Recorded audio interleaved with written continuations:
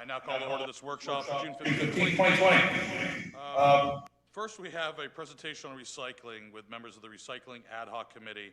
Here to present tonight are Ralph Harder and Camille Parrish. Welcome. They'll be joining us by Zoom, so we'll just give it a second.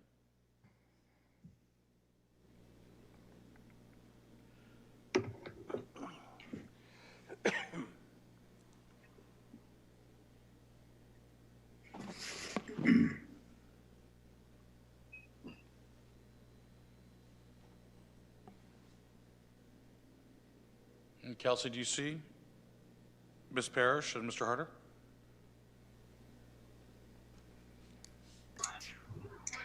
No, I could not hear you, but no, I do not see either one. Oh, here's Parrish.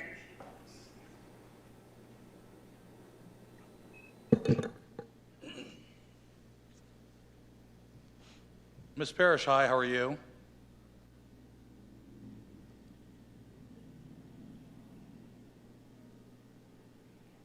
Good evening, Ms. Parrish. We're still waiting for Dr. Harder. You might be on now. Ms. Parrish, can you hear me? Yes, can you hear me? I can. I believe you are the only one from the Recycling Committee on. We're still waiting for Mr. Harder, but due to time, do you feel comfortable starting? Fine. Okay, so let me go ahead, start my video.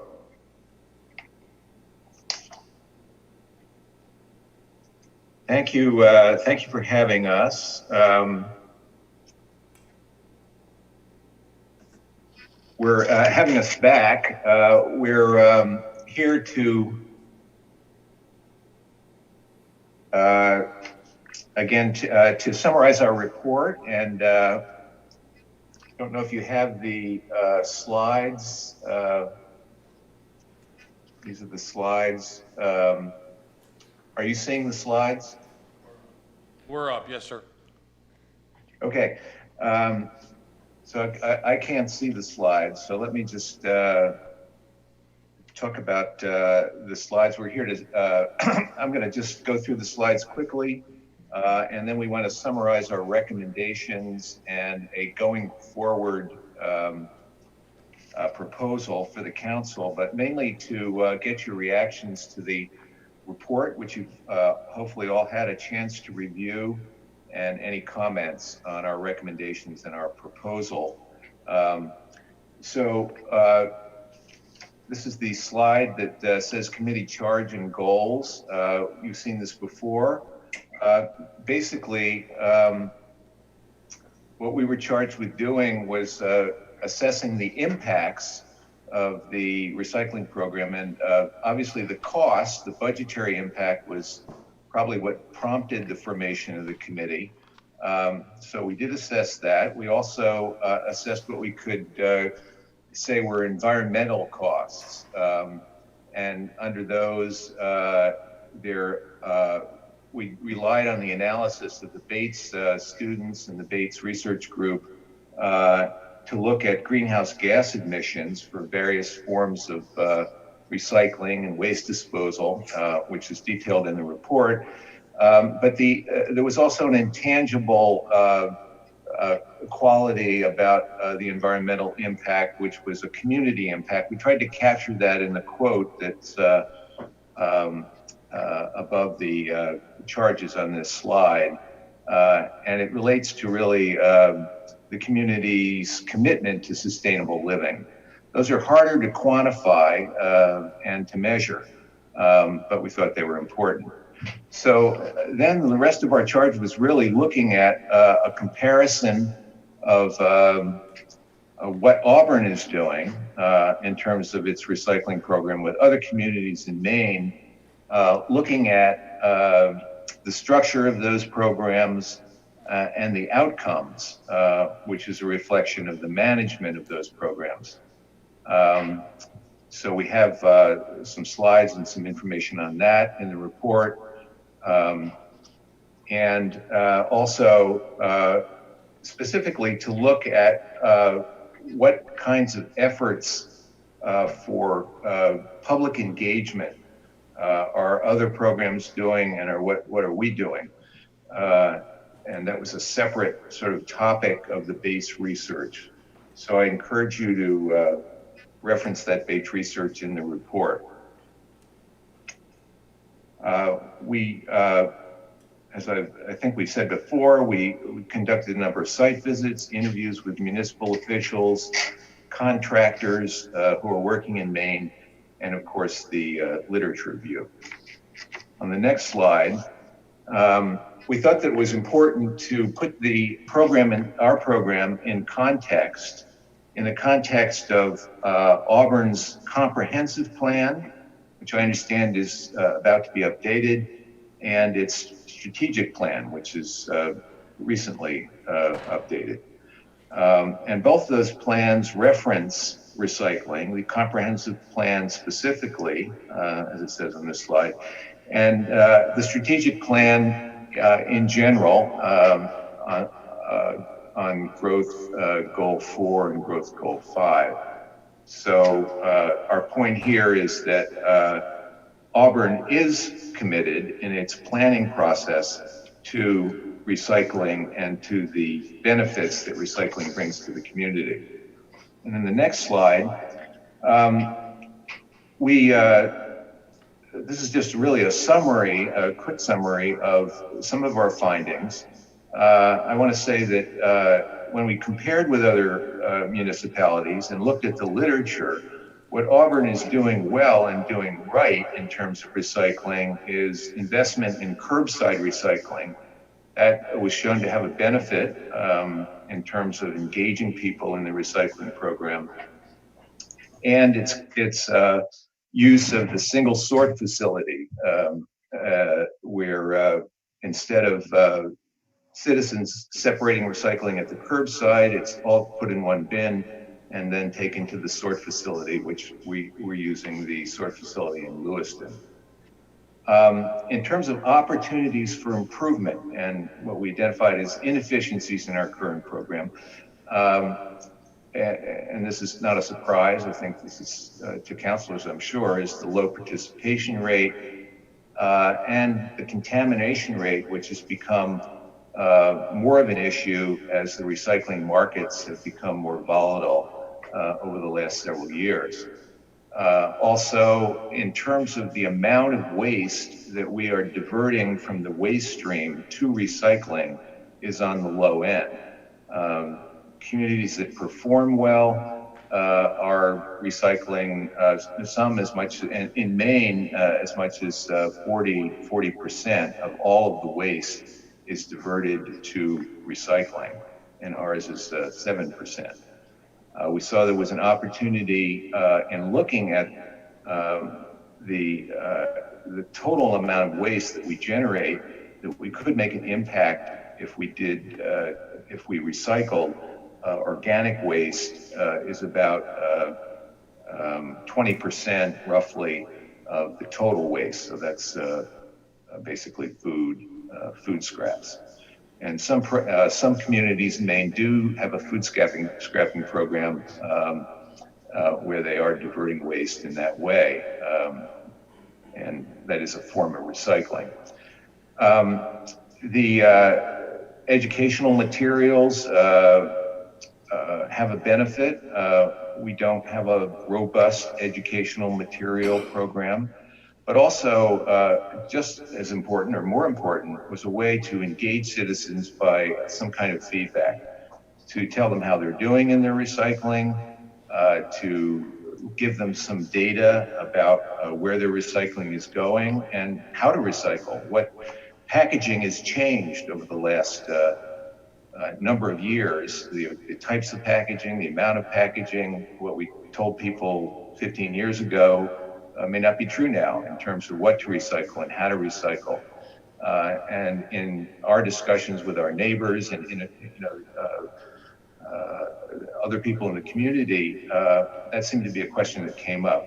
I like to recycle, but I'm really confused about what it is I should be recycling. And by the way, is it true that all our recycling is actually being landfilled and going to the incinerator? So I think there's a lot of misinformation or lack of information about the program, even among the people, the 7% or so of people who are currently recycling. Another opportunity is in our contracts. Some of these contracts, these recycling contracts for both collection and processing, are older. They don't reflect the current market. They don't reflect the risks the city is exposed to in recycling because of the volatile commodity markets in recycling. So we think there's an opportunity to look at those contracts and perhaps make them more favorable to the city, or at least do some of the cost sharing, risk sharing with the contractors. And overall, we feel that the program management would be easier if we had data about how we're doing. If we make an innovation, what's the impact of that innovation? So we think that kind of assessment is difficult. Getting data that is city specific was a challenge in our work. And a lot of that is because due to the fact that Auburn is participating with a consortium of other towns, and at both the waste to energy facility and the recycling facility, and city-specific data is hard to come by. The next slide is our recommendations. And we have 4 recommendations. They are to improve our recycling infrastructure. One of the areas of research was that it's an important signal in terms of encouraging participation to have bins, and have bins for recycling. Covering the bins to keep the rain out is important in reducing contamination. And we do not have, for many years, have not been giving people bins, and to integrate the provision of bins with an education program. We mentioned the contractors, that we should review our contract when those contracts are due to come up, and see if we can get a better deal. We should initiate an education program with some kind of feedback that encourages participation and reduces contamination. And we should seriously consider implementing a composting program, perhaps as a pilot to start, and that would improve contamination rates and would encourage more recycling.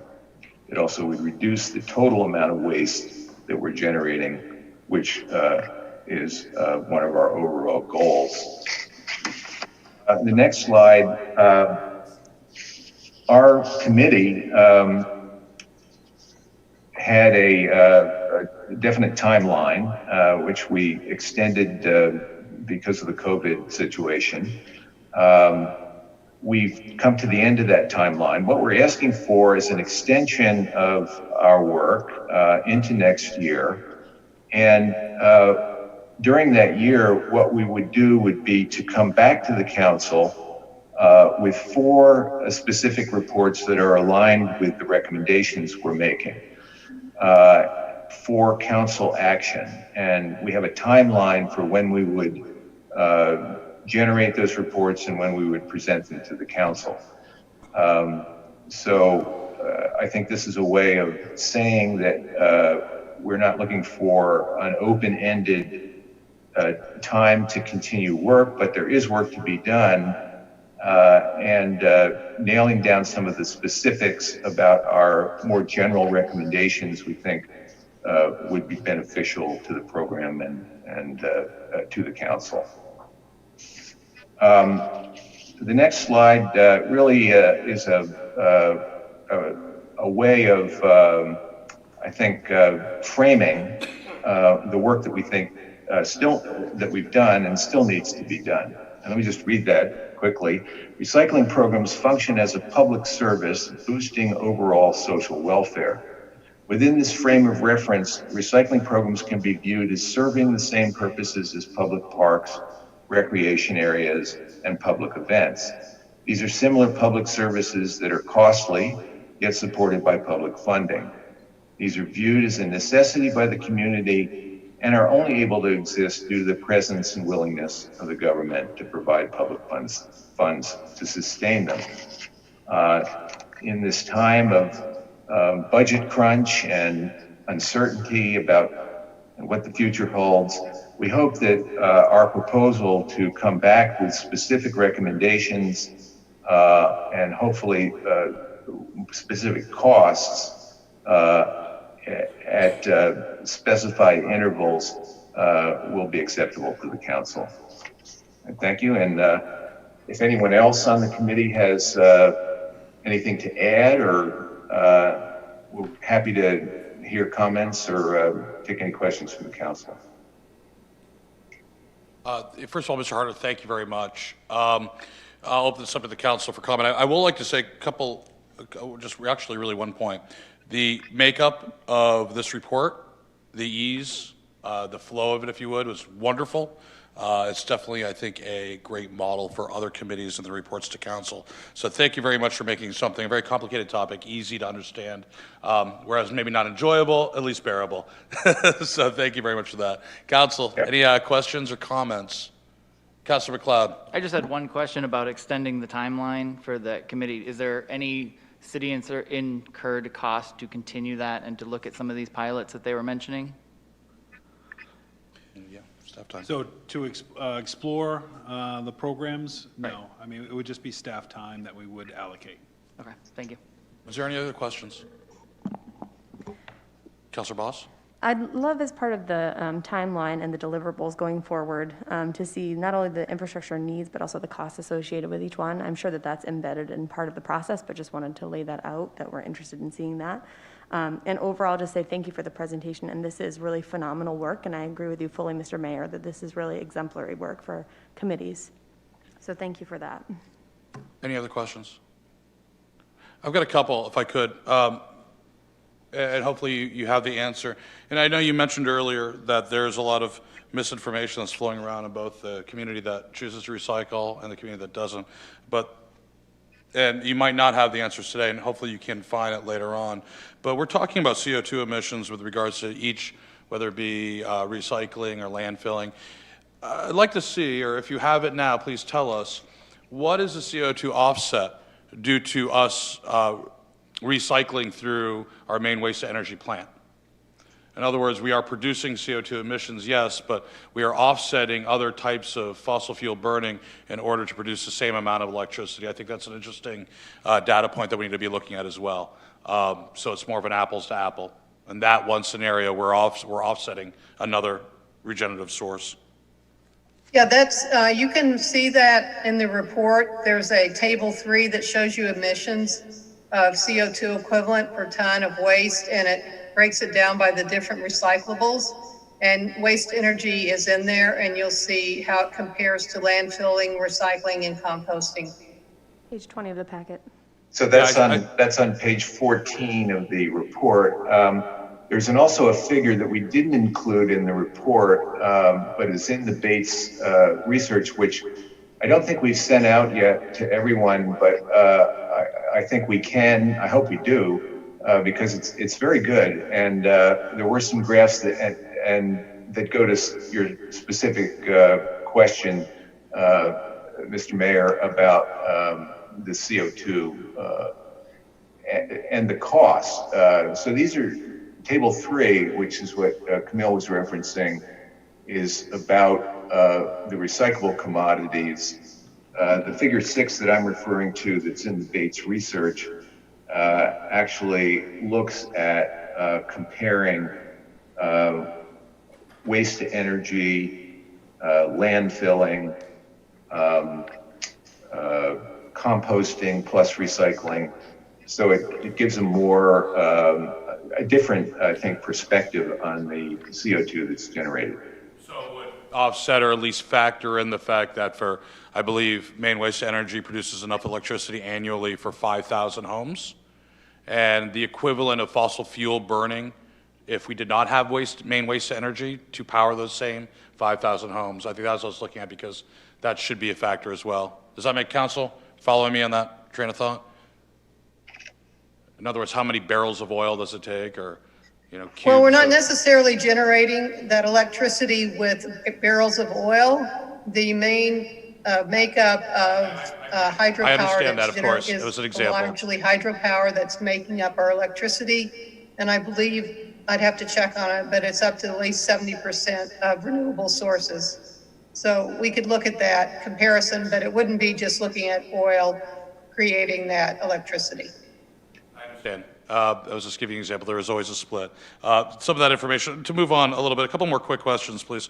When we're looking at recycling and the intent of recycling, with regards to specific material, i.e. metals, we do know that Maine Waste to Energy is also recycling metals on a per ton basis post the incineration process. Do we have did you, in your source data, dig deep into that? Is that a financial benefit for the city of Auburn? Does it actually ultimately achieve the same goal as putting the metal into a recycling bin or a single sort? We did not, so I think if I understand your question, first of all, that metal is one of the commodities that is saleable. It's still a valuable commodity in the recycling world. So we did not compare the market for waste to energy's metal reclamation versus Casella's to see. But definitely recovering metal is valuable, and we should do it both ways. So I think that it's not one or the other. I think those markets are probably different, but both are important. Whether we collect it from trash and commercial waste that's sent to waste energy, or we collect it from the Casella facility. I don't know if that answers your question. It does actually, and thank you. I think the bottom line is it needs more research, simply because if we're paying a higher per ton rate for single stream recycling than we are for what we put into Maine Waste to Energy, and let's look at metals pound for pound, and the metals both get recycled into the commodities market, saving space in landfills and then getting repurposed and reused. It would make sense if everything is the same on the back end, that we want to push all of our metals to one source or the other. So I think, to your point, there's a lot of questions, I think the nuances, if you would, because we could recycle just to recycle, or knowing if people knew that they were recycling metals within their current trash bags and trash collection system, if that was the same or better from a financial standpoint. It's almost like having your cake and eating it too. I will say to the council, I agree that I think more research needs to happen. We do have a luxury of time on this one, not altogether much, but I think Mr. Harder, you and your group really, outlined a pretty significant point, which is a renegotiation of our existing recycling contract, and I think that needs to be the, that due date, if you would, and we work backwards from there. I will say for the council, though, that looking at this, looking at all of our committees and how they're operating, should be a topic, and I'd like to make that a topic that we can act upon come our next meeting. So that way we can think about it, act on it, and through an official vote. Okay? Make sense? Is there any final questions or thoughts? Oh, I'm sorry, go ahead. No, go ahead. I was just going to say, so, Mr. Mayor, you mean, I'm not clear what you mean, looking at all the committees next? We have a lot of committees. We have the mayor's ad hoc that's looking at committees, all committees. We have to look at timeframes. I'll explain a little bit more later on, but considering they wanted to have a next report out by September, I believe, we have about another week, and then I'll talk about special meetings later in order to execute this officially and move this forward. But there's not that committee yet, correct? That's looking at committees?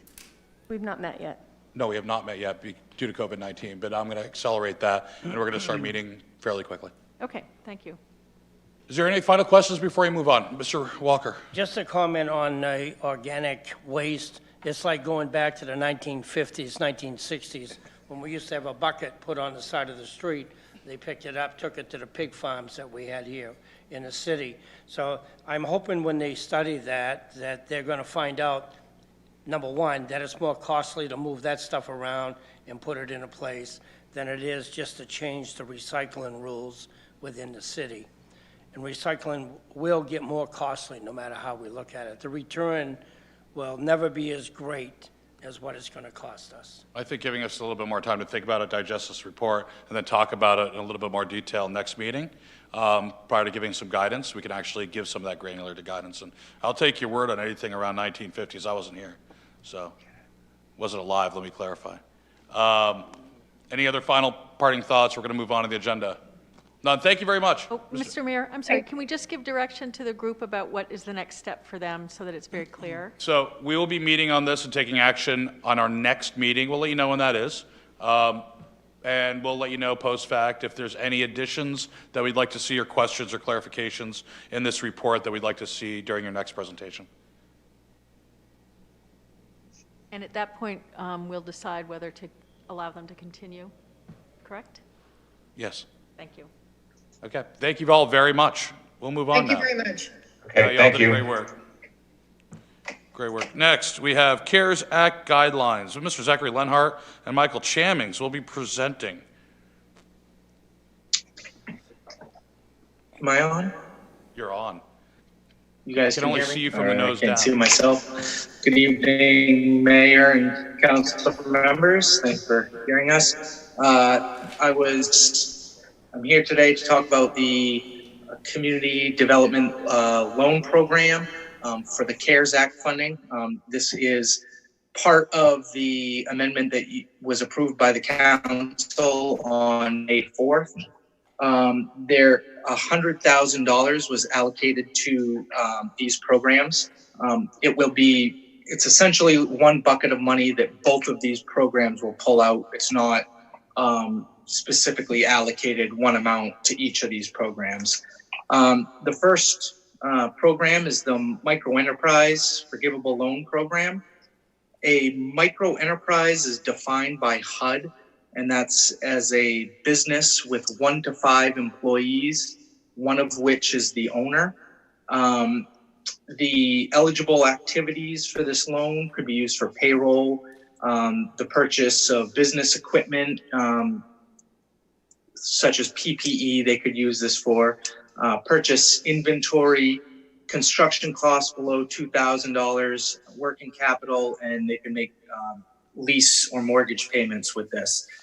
For eligibility for a micro enterprise, again, they must meet the definition of a micro enterprise. The request must be related to the COVID-19 pandemic. It cannot be a duplicate of benefits of other federal assistance programs, such as the payroll protection program. And for the micro enterprise, if the owner of the business qualifies as low to moderate income, they meet the requirements of the loan for the forgivable loan.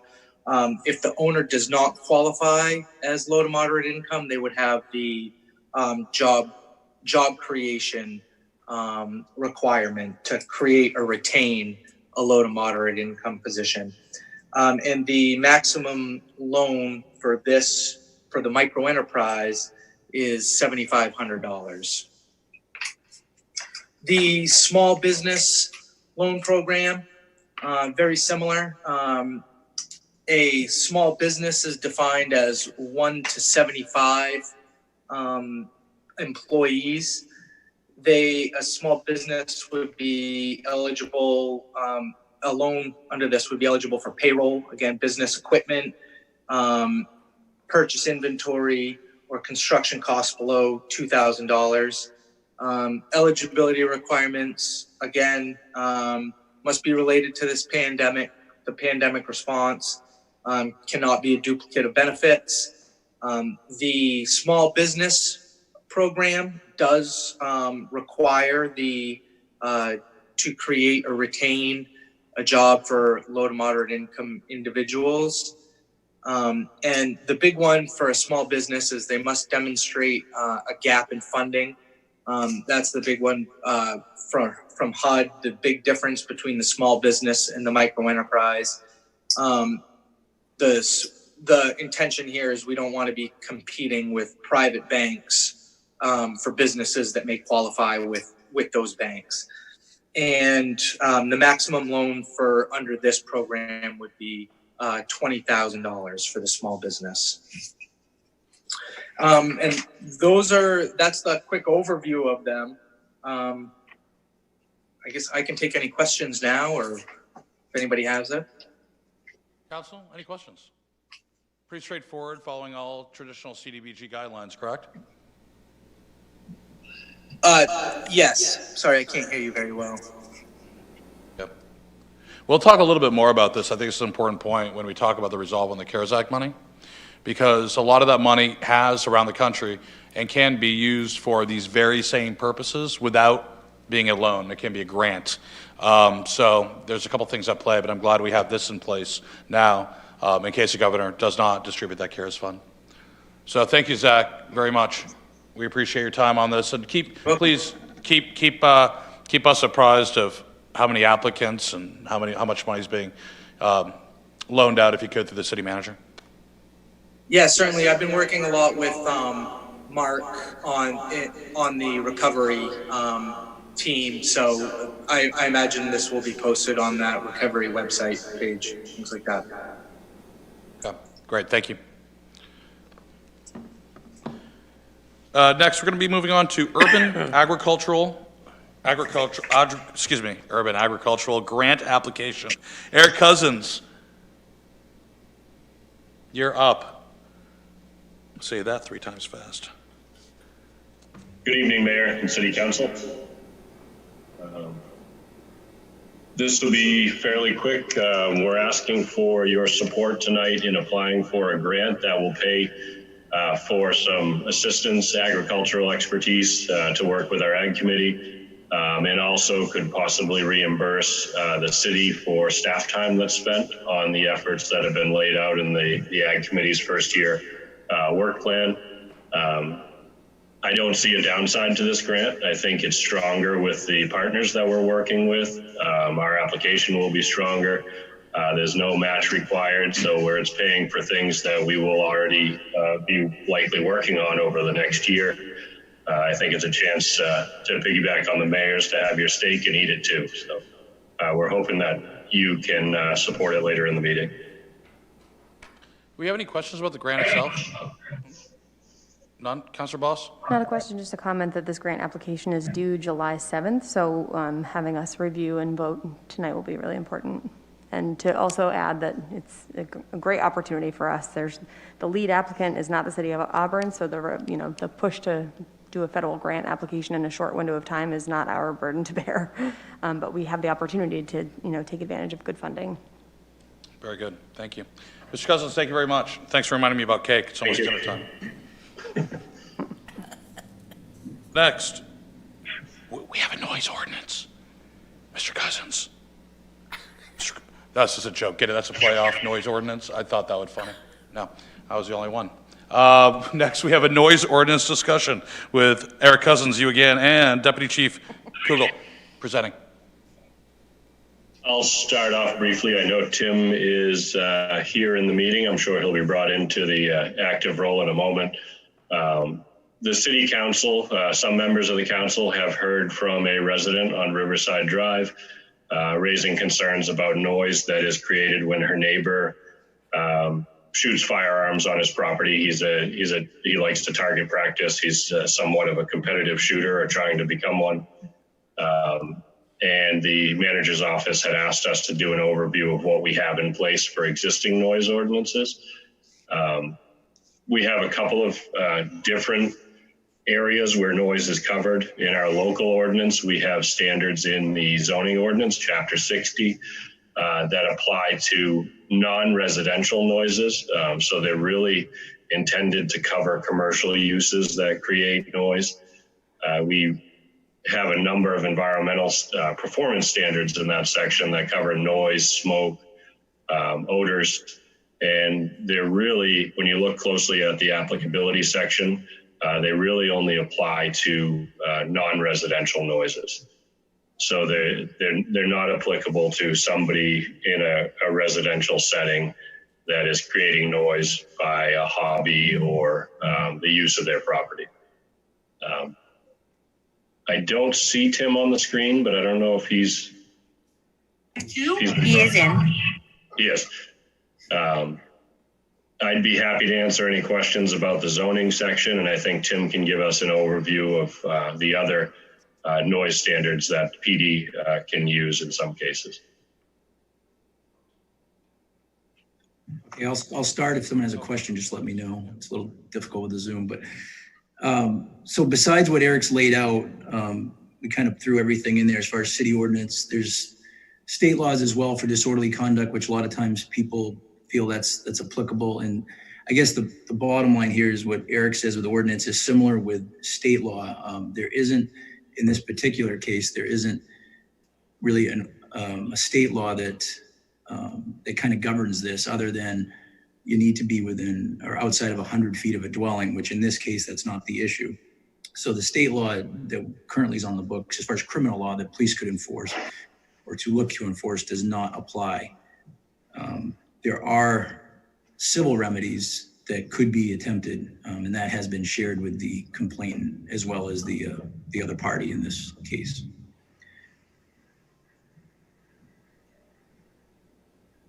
Thank you, Deputy Chief. I'm going to open up to the council. Do we have any questions specifically on course of action or ordinance? Start off with Councilor McLeod. Could you elaborate on some of the civil remedies that you mentioned?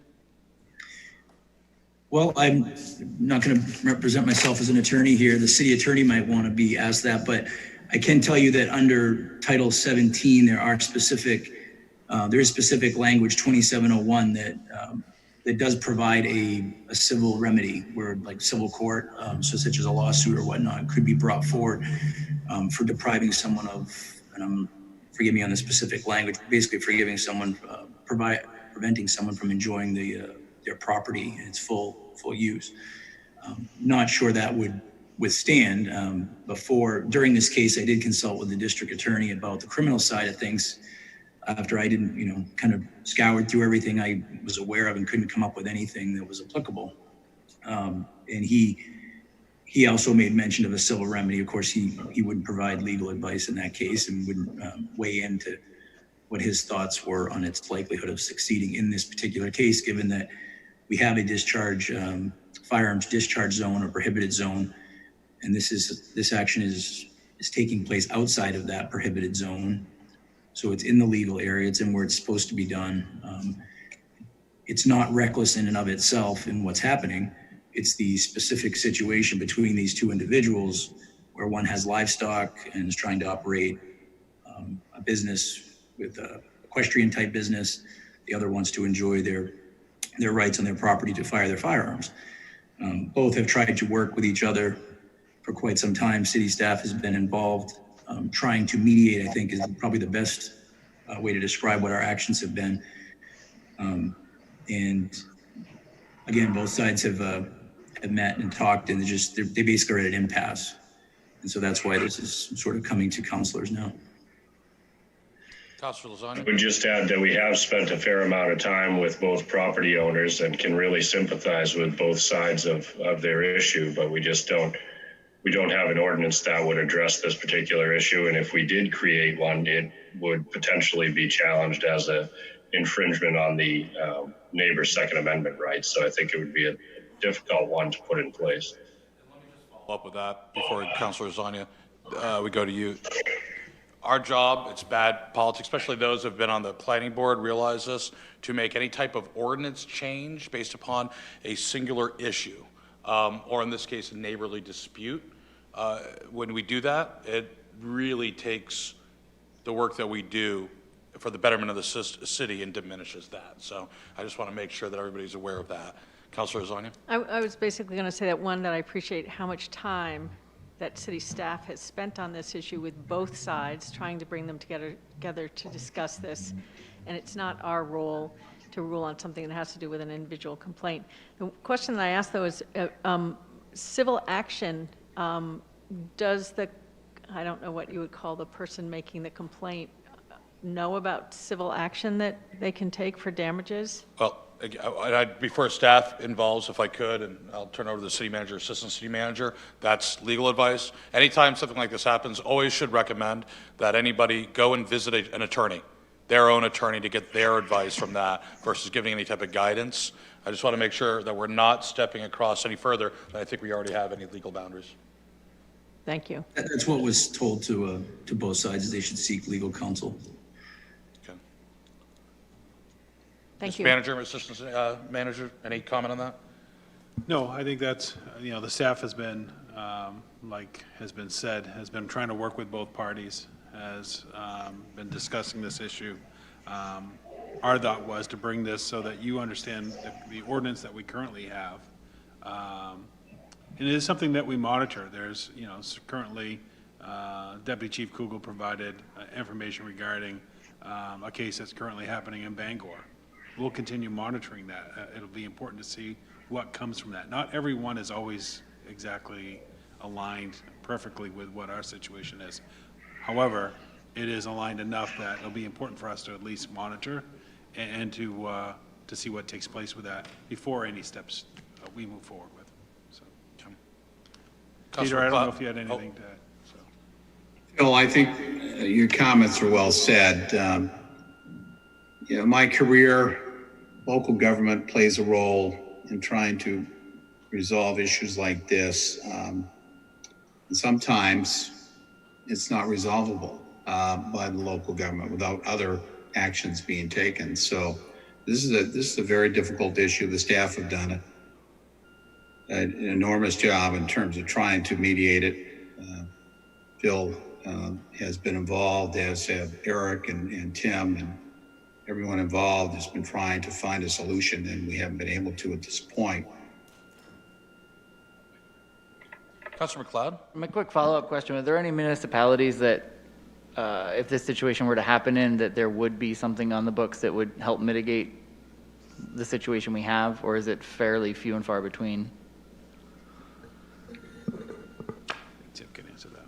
I think this issue is really difficult to resolve. I mean, I'll defer to Eric or Tim or Phil if they've come across something that would help them answer that question better than I can. But again, there are issues sometimes that we encounter that are extremely difficult to find a solution to. And sometimes it's up to the individuals themselves to try and do that. And we're hopeful that maybe the individuals can work this out. Again, as the mayor has stated, when we have policies in place or ordinances as a city, we are trying to have ordinances and policies that address the needs of the majority of the community, and have to be careful sometimes that we don't change something that's been in place for some time that has, I think, addressed the issues that we face as a community largely, until we come across some issue that it doesn't solve the issue. The examples that I've seen that address the firearms part of it are really area specific, because there's a high density of houses, or the lots are too small, high density of people and businesses where discharging a firearm isn't safe. And I think that's the approach that Auburn's taken, is they've identified areas where they are too close together to safely discharge a firearm and address the safety issues that way. But Auburn is a very diverse city as far as urban areas all the way to very rural areas, and it's those safety standards really don't apply in the very rural areas of town where it is safe for one to shoot on their own property. Councilor Gary? Thank you, Mr. Mayor.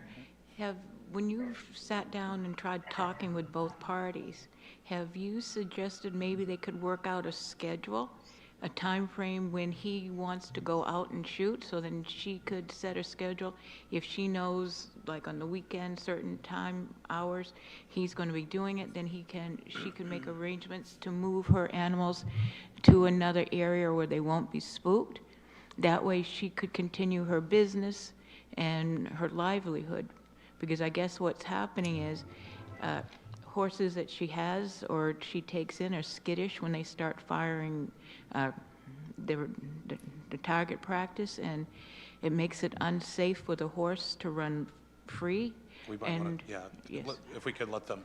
Yes. I don't want to get too far into the Oh, no. individual, because then we're addressing a neighborly dispute, which is not the Right. job of this body, even in workshop, frankly. But Could I just remind everyone to please speak loudly and into the mic so it's easy for everyone not in chambers to hear you? very good, thank you, Ms. I was Earl. just wondering if they had. Do you want us to suggested address that something question like or that. not? I think they heard. If you could briefly. Yeah, briefly, that was an option that they had initially worked out, and it, without getting into the, as the mayor said, without getting into each side of this, for whatever reasons, that schedule did not end up working for both sides. There were challenges with that. It was attempted, was suggested, was tried, and a few different, I would say, attempts actually at that. And there were several other things that were, provided as possible options that were considered. Councilor Carrier, last comment, please. Yeah, I just had one quick question. Where we're talking about this, and I've read her emails on several occasions, we're talking about a firing range that the gentleman has in his own property. But the way that she's made it sound in a couple of the emails, is he using explosive targets? That's right. So the best of my understanding is he used them one time, and according to him, he didn't realize to the extent of what the noise that would produce.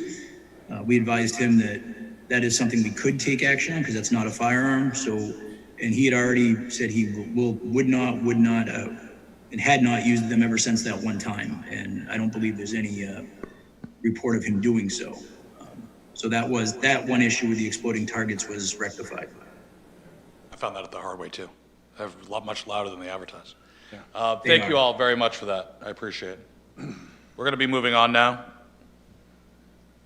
I'd like to ask our city clerk, Sue, if you could please talk about consolidation of polling places for the July 14th, 2020 election.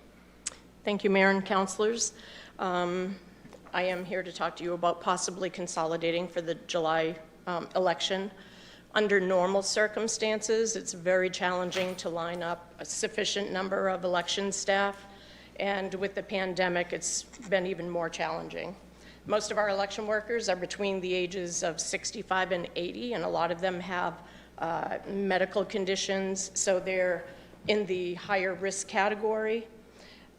Historically, a primary election has very little turnout. I went back to probably the last 9 or so primary elections, and that the turnout is anywhere between 8% and 30%, typically averaging around between 10 and 15%. There has been a push to get people to vote by absentee ballot through the mail. We have received approximately 1,300 requests already, which is a really high turnout. Typically for a primary election, we average around 350 absentee ballots, and we still have a month to go. So it appears that most people are going to be voting through the mail. It would be easier, more efficient to manage as far as making sure people are social distancing and sanitization requirements are being met. If this is something that the council would like to consider, we would have to hold a special meeting and a public hearing, and I would recommend on the 22nd doing that if there's any interest. If I could, Mr. Mayor, just one added thing, the Governor Mills' administration just pushed this press release out while we were meeting related to voting and for communities for considerations. Secretary of State Dunlap said, your polling place is going to look a bit different for this election as clerks implement hygiene and distancing procedures to prevent the spread of the COVID virus. Goes on to state about just the inconvenience that will occur as a result of what is being dealt with.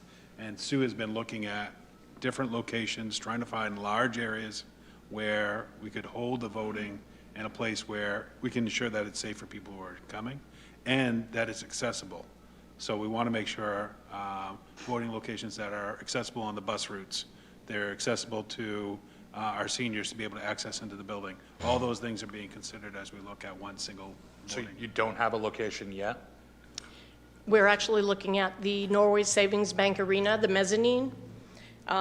It's ADA compliant. There is a bus route that goes out to the mall, but I think we could potentially ask LATC if they could make a stop on that day right at the arena. There is an elevator. The space, it's adequate space for what I believe the turnout will be. I think that would be a... We don't have, are there any spaces available at any of our 5 traditional polling places? I.e. Washburn School or Sherwood Heights? Washburn School is extremely small. Well, I know it is. I was just giving you one yeah. of those 5. Yep. Most of the schools, parking is an issue. I'm not sure about bus routes. I don't know if the bus routes go out to all of the schools. No, we would have to look at something different for that. But then the one thing that we also need to be considering is moving polling locations out of schools.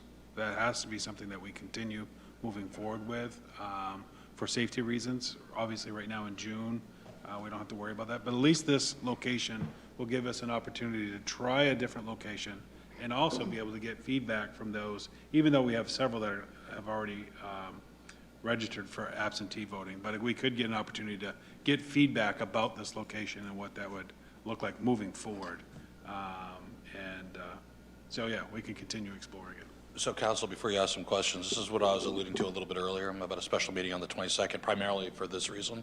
To call that for this issue, I need some affirmatives from at least the majority of the councilors, if you're willing to even do that, entertain that. I'm not saying you have to agree to it today. That would be voted on June 22nd. If you didn't agree to have that meeting, you didn't want to, depending upon conversations with the clerk and the city manager, we still might call it anyways. But if it failed to vote, if the vote failed, then it would be as is our last similar election with regards to polling places. So just to give you kind of the logistical lay of the land, so to speak. Any questions on this? I have a couple concerns, if you don't mind. Of course not, please. We're going into the ice arena.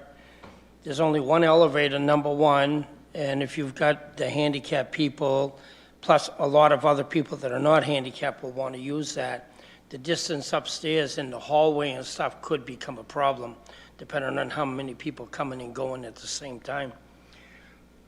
I don't know what the turnout will be, but it could be very heavy early morning and even heavier early evening. And I think it would overload that situation more than if we would consider looking at the Hasty Community Center or the Senior Center. It's all on one floor. They can walk in and walk out, at least in the Senior Center.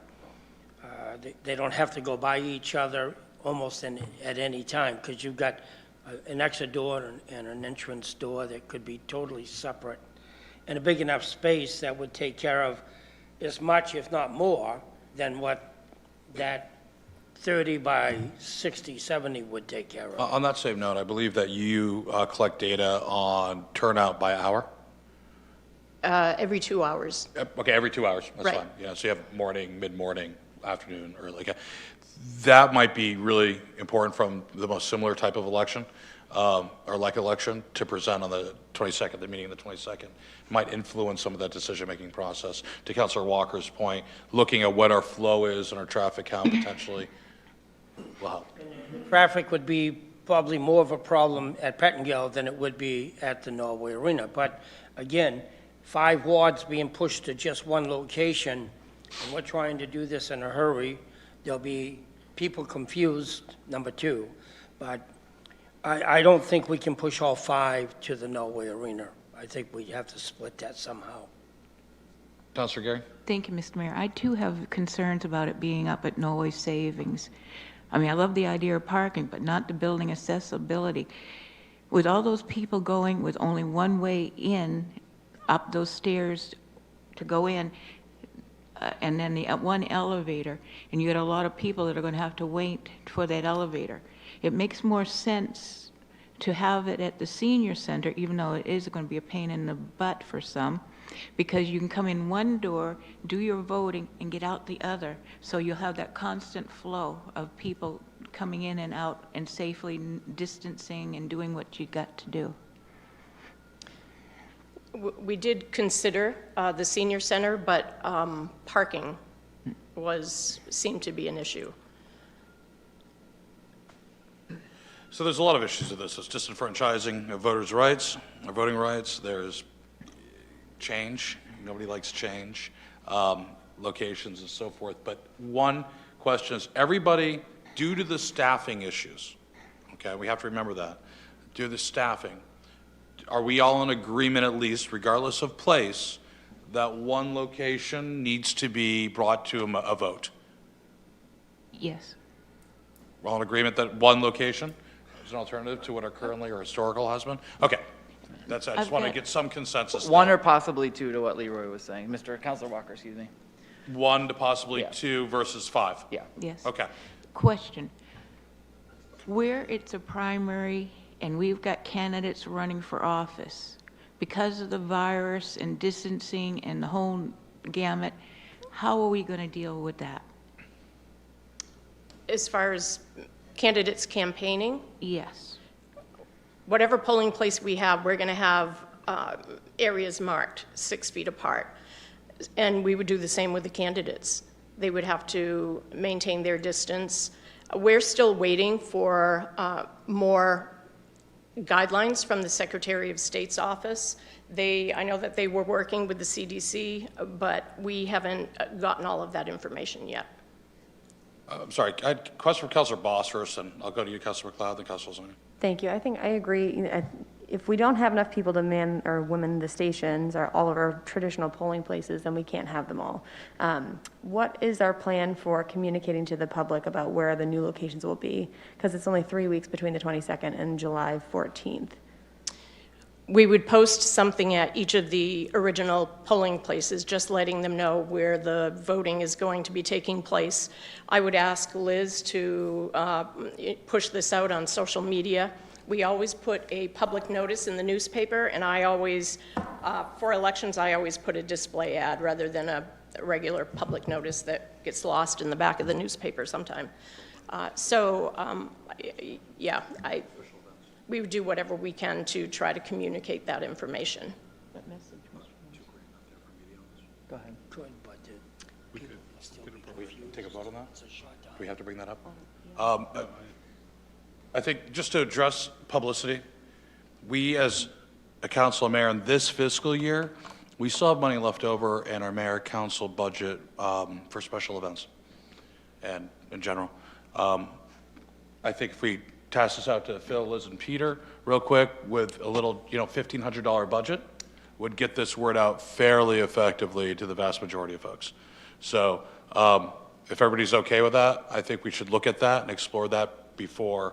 Obviously, it's already in the budget, it's appropriated for this. I can't think of another special type of event that we're going to have happening in the city between now and July 1 that would require us to spend the money there. May I ask a question to Sue, please? Yeah, of course. Sue, how much would it cost to send every registered voter in Auburn a letter? I mean, I know we can marry the list, so send it to one family. Whatever the cost of postage is, times 16,000. And I'm not sure as far as time goes. You got 9,000 households in Auburn right now. If you call that down to registered voters, you're probably looking at about 7,000. That covers your duplicates.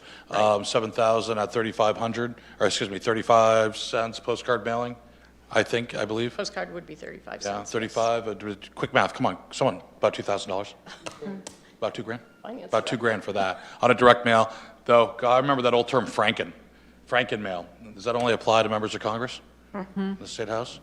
Probably does. So, but that's, I think, to answer your question roughly. And if you can you don't want to look at most probable voters during a primary because then you're looking at discrimination. So it has to be all registered voter households. $2,000. Direct mail. 500. Huh? 2,500? better math, she's an accountant. So $2,500 on that. I'd probably, that's one option, but I'd like to see if staff could come up with a couple options and then just execute on that end based upon their experience. You know, give them a couple $1,000 budget and let them go. So on the 22nd, we'll meet again.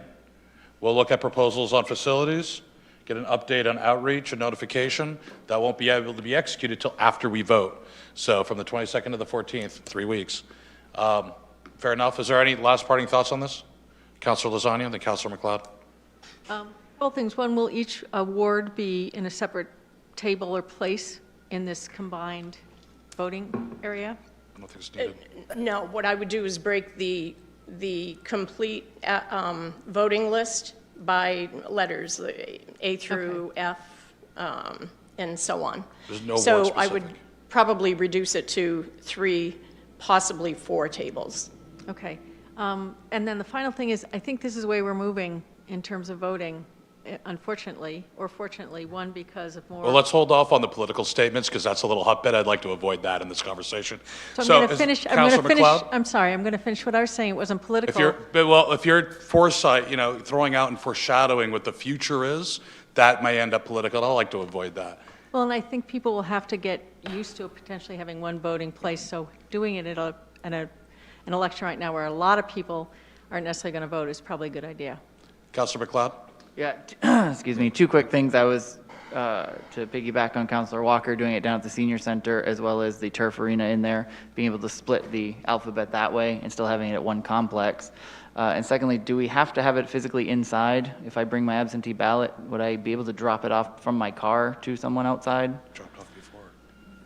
No, you wouldn't be able to drop off an absentee ballot at the polling place anyway. You would have to bring it into Auburn Hall. We have ordered a drop box.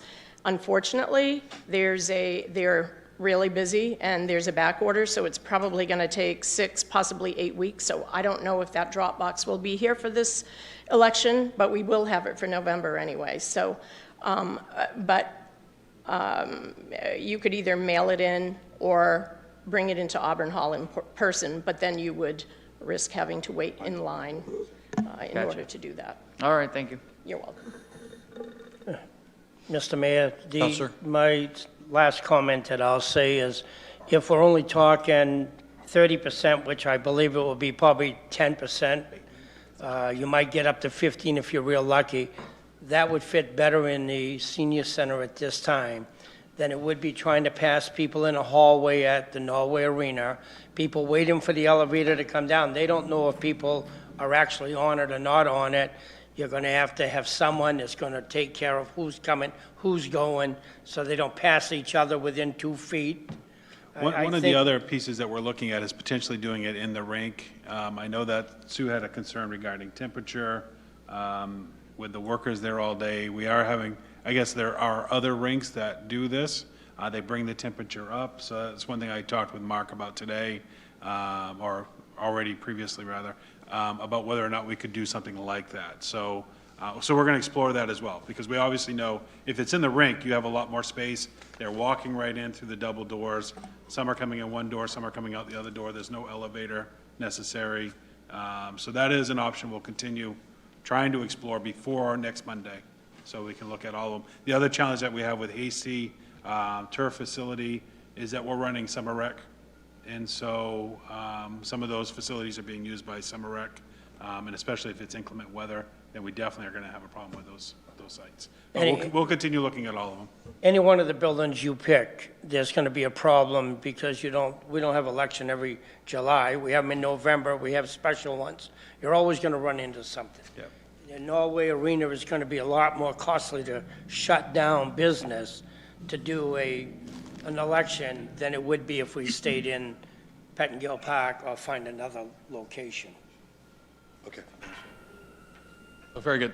Well, I think we're going to have a special meeting, and we'll call that, the city manager and I, in the next day or two for June 22nd for a final, and hopefully so that gives us enough time to get some concrete options for the council to decide on. So we're going to move along. We're going to move along to the last workshop item right now, which is council budget discussion.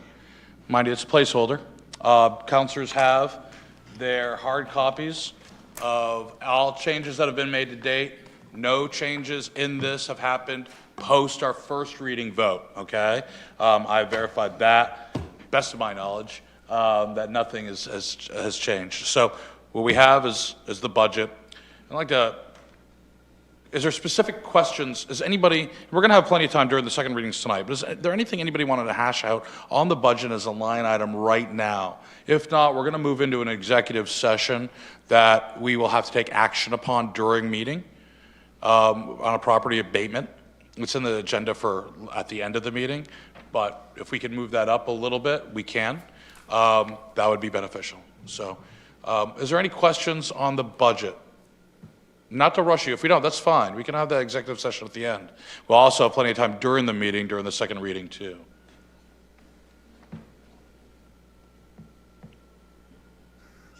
No? Good? Anybody want to give the mayor a raise tonight? No? Yeah, I didn't think I'd get a consensus on that one. Okay, very good. Hold on one second. I'm going to get back from Phil if we can actually move into executive session or not. We can't. We'll lose the feed, okay. Okay, so no executive session. We have a couple minutes. And if you don't mind, there's a couple items that I'd like to talk about now instead of under communications, if you all are okay with that, and then we could go on a break. And I can open this up. That way, instead of a back and forth dialogue then, we can actually have it now. Okay, fair enough? Meeting schedule. We talked about this, or I mentioned this briefly during our last meeting. I'd like to propose that since we're having a special meeting on June 22nd, that we actually forego our July 6th and our August 3rd meetings. Reason is, it's summer, and we've had a lot of special meetings, a lot of additional meetings due to COVID-19. We're gonna have another one on June 22nd. That was not planned for. And to be fair to everybody's families, I think that it makes sense this time around, and it mirrors a lot of what other municipalities do, frankly, around the country. Second reason is this, and this is where it gets interesting. This is going to actually allow us as a council, I think, to do side work with whether it be committees, outreach, economic development, working with our constituencies as recovery from COVID actually happens. It will also give a time for the Mayor's Ad Hoc Committee, which Councilor Gary and Councilor Boss are on, to work at looking at the makeup of our boards, commissions, and committees, okay? And the appointment process, too, the ABCs, if you would. Looking at all that and being able to, while this is kind of this hiatus or downtime over the summer, will allow us to make action upon this in September and give our boards and committees and commissions kind of a fresh start and some good guidance and be able to work through it on a kind of a new platform. So that's kind of the thought process there, almost like extending out a little bit of a pause, still meeting if we have urgent business to take care of, and of course if something completely timely comes up, we'll call a special meeting. Okay, so with that said, open this up. Thoughts? Councilor Zania? If we are away during the meeting, I think it's in July 20th, I can't remember the date, can we Zoom in to participate? I'm just curious. I'd rather not, because there's something to be said about Zooming in for health, safety issues from your home, perfectly acceptable. But once we start Zooming in from away, and I've talked with other mayors about this actually, then all of a sudden you're getting away from the spirit of what Zoom is for, and we're starting to conduct more and more remote meetings, so that's the reason why. So do we have a discussion about it, or that's the rule? Well, the rule right now is you could, unless I'm reinterpreting wrong, you could from anywhere. Can. But I will say I think it's bad precedence in practice. You know, there's been times where we've all missed a meeting, maybe not some of you, missed a meeting. I know I have. I know you have, because of vacations or whatnot. I have not missed a meeting yet. Never missed a meeting in 2.5 years? And I would rather not. Maybe you just didn't say anything, and I didn't think you were there. I've missed meetings for a trip to China. That was city business. So either way, I mean, that's something I think we could probably discuss later. Okay. But, yeah, that's why we have schedules out in advance, and that's why we ask for days where we can not have meetings during the summer so people can plan appropriately out. Because my understanding was that we would come with our vacation schedule to this meeting and then have a discussion about which ones we were going to skip. But if those meetings That's why we're having it now. That was just my suggestion. If someone wants to talk about different dates, we're all for it. We'll bring it up. I mean, I know the date that I won't be here, but I'd like to have the opportunity to Zoom in, but I want to hear from the council. I don't want to make that decision. Was the Zoom, we never used to Zoom until. Never could. Until COVID. It wasn't allowed. By state law. So State law now authorizes it during this. during the pandemic. But I would assume that would go away after it's done. I would assume, hard to assume anything today. I would say so. But what conventional wisdom would say, yes, it would go away. In July, what are the dates of the meetings in July? We're not going to have a July 6th one. Well, again, that's proposed, that's what I'm proposing. That's why we're talking about it. July 6th made sense simply because it was the Monday after a holiday weekend. And the And next, then the next meeting is July 20th. right, and that would be the one that I would not be here for. And council, any other thoughts? Any other proposed dates? It's a thought. Last thoughts. I know we were allowed to use Zoom because we physically couldn't be here. So I understand that part. But if we're going to be, I mean, I don't know what any counselor's plans are, but if they're going to leave the state and have to Zoom in, then I don't think that's in the spirit of what it was intended for, because it was only intended for if we couldn't make it physically here, and we still were here. Can we shift the schedule so that we can accommodate the vacation and also not use Zoom in a way that we didn't intend? Well, I mean, July, right now, our meetings state July 6th, July 20th. In August, they are August 3rd and August 17th. That's where they are now. I proposed vacating the 3rd, August 3rd, and July 6th. But if there's other ideas out there, I'm all ears. I mean, hey, listen, I'm doing a staycation this year. So I think we all are, or most of us, unfortunately, sometimes. If nobody else has vacation, I would agree with the 6th. Can we also then have a meeting on the 13th and then take the 20th off? Or, add a meeting on one of our normal off weeks? We just added a meeting on June 26th, or 22nd. I don't want to make. Sorry. Yeah, I don't want to make this complicated. It's like George Brett, though. I've got a perfect average here, and I'm happy to take the night off if it doesn't work. Again, I don't want to complicate it. I just was curious if it was possible to Zoom in. One of the challenges we see with back-to-back meetings is one's really heavy and the other one is really light. And so, like the mayor said, unless it was something that was urgent, and I have talked with economic development, most of our time-sensitive issues come from economic development about a schedule. They were fine with whatever dates you pick. However, when you do back-to-back, usually there's nothing really on that other date unless there's something that's we're pressed with, so. Thoughts? Hey, I think there's two things that we should discuss right now. Should we allow Zoom-in meetings if someone is, what's the term I should say? Just On vacation. away. We'll use the old Maine term, right? If someone's away. That's one. Second, does everybody agree with the dates of July 6th and August 30th, or 3rd, as no meeting days? So we'll start, what does everybody think? Everybody, do we have concurrence? Yes or no? What are your thoughts about allowing Zoom if you're away? No. No.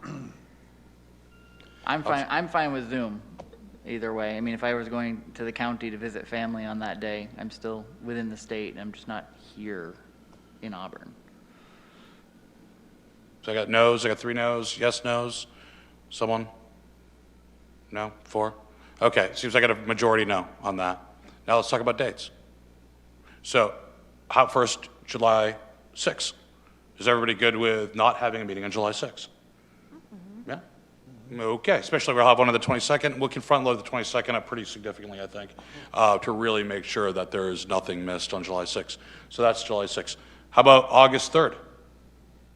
Are we having a meeting on July 22nd? Yes. No, Wednesday, July July 20th. Okay. June 22nd. Right, I know. So we're not going to catch stuff from July in June. Well, yeah, actually you will. Got the 27th. You will. So what happens is things are spread out on the calendar with regards to planning. And so normally what might be on July 6th meeting, if it's ready, we'll talk about it on June 22nd. So there is kind of a look out that goes pretty distant, okay, several months in the planning stage, and I can let Phil and Peter talk about that. So there's kind of a whole run schedule, if you would, and things can be moved Right, up. right, but but you keep saying that we're gonna have an extra meeting on July 22nd. June 22nd. Right, June 22nd. yes, okay. Okay. I have one on the 29th? No, the next meeting in July would be on the 20th. It's the first and third. So July 20th So it'd be, the next meeting would be the 22nd, of June, and then the next meeting after that, 20th of July. July 20th. July 20th. month. Okay, good. I wanted to make sure I was hearing correctly. Yep. Okay. And then there's August. Do you want to have a meeting on August 3rd and the 17th? Or would you like one of those dates to go? Or none? Oh, I mean, one consideration is that things might significantly change in the course of 2 months and we can always call an emergency meeting if we need to. So I guess that I'm making my own point moot, but it'd be nice to have that on the calendar if we're in need of covering, anything that's emergent. But again, we have emergency meetings for that too. Why don't we do this? Why don't we have on the agenda, see if you all agree to this, for our June 22nd meeting, the elimination of our July 6th meeting, hold off on decision-making for our August meeting until that second meeting in July, as we see what the situation and the outlook looks like. Phil, do we have any problems with that? It's fine. Sue, that's copacetic and matches up with operating procedure? Does everybody get that then? Does that make sense? Is that a decent compromise on this? If we can just get an email laying that out. Yeah. Thank you. And again, we won't do it, we got to vote on it. This has to be voted on. So we'll put this on the agenda for the 22nd. Question. Okay, I'm okay sort of with not coming in on the 6th of July, but why aren't we meeting on the 13th? Right, but usually if we pretend the 6th was a holiday, we'd meet on the following Monday. It's not a holiday. 6 isn't a holiday. Well, no, but I if said if we pretended, yes. pretend. It's just a matter of, agendas, and last year, Right. we took a meeting or two off in the Right, summer. what I'm getting at is if we met the 13th of July and then the 27th of July, unless that's a holiday. So then we'd still have a week in between two meetings. I think the overall point of some of this stuff too is sometimes we're just meeting to meet because we've had a lot of additional special meetings and additional meetings throughout this whole 6 months. And this is kind of a time to take a pause and break. So, and I will be the first to admit, my part-time job, okay, that I get paid $4,000 a year for, has taken up at least 60 hours a week for the last 3 months. I think my wife and children, as things calm down a little bit, might enjoy having me around again. So I have no problem putting that out to the public, but that's just my own personal take. Everybody's a little bit different. I know we've all been working a lot with our regular jobs and our city jobs for the last 6 months, staff included. So hence why we bring that up. Maybe do a resolve and have a fill-in for you.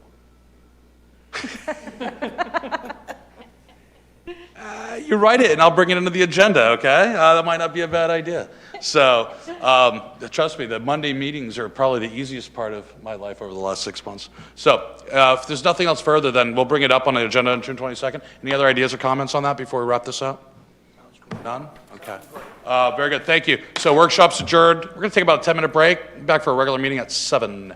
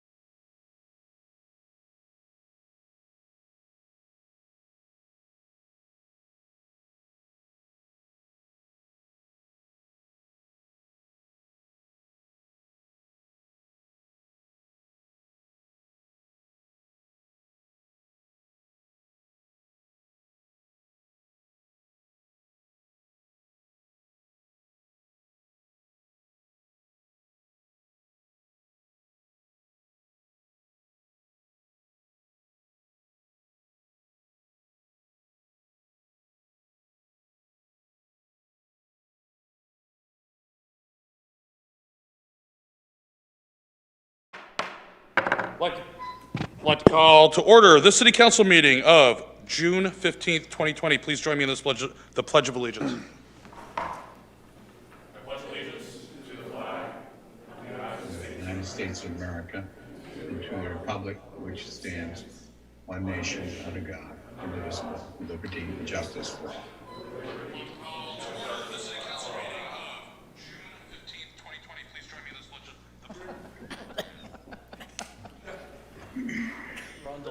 Maybe I was the only one that heard that. First on the agenda, we have three consent items. I'll entertain a motion. So moved. Second. We have a motion from Councilor Carey and a second from Councilor Walker. I'm going to ask her. I don't need Sue, clarification. No roll call votes needed. We're all in presence. We're all present. Okay, so. very good. I'd like to ask for a vote. All those in favor? Opposed? None being. Votes unanimous, 7-0. Next, we have the minutes of the June 1st, 2020 regular council meeting. Are there any corrections? Yes. In the very first sentence, it says that the meeting was called to order and was conducted remotely using Zoom due to the COVID-19 pandemic. That was not my understanding of why we had a Zoom meeting. It was due to concern about the Black Lives Matter march. That's what I was told. No, that's correct. I'll verify that. It was due to traffic concerns and logistic concerns with the unknown, and we thought it was a bit better for everybody to make sure they could just be at home to do the meeting versus actually having to come in and might not be able to come in. So, Peter, did you want to verify that, or from your perspective, we discussed that during the day? That's correct. Correction noted. Thank you. Are there any other corrections to the meeting minutes? If not, I'll entertain a motion to approve the minutes of the June 1st, 2020 regular city meeting. So moved. Second. I have a motion by Councilor McLeod and a second by Councilor Walker. All those in favor, please raise your hand.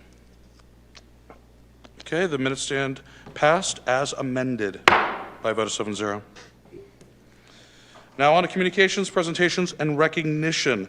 I'm going to ask for a COVID-19 update. Phil Kroll, Matt Fifield. Please start it off. I'll start while they come in. I would just say that staff continues to meet regularly to look at, as things are evolving with changes on regulations and guidelines, continue to meet to discuss how we are connecting with businesses, how we're connecting with those in the community that are looking for resources. So we are continuing to adjust to that.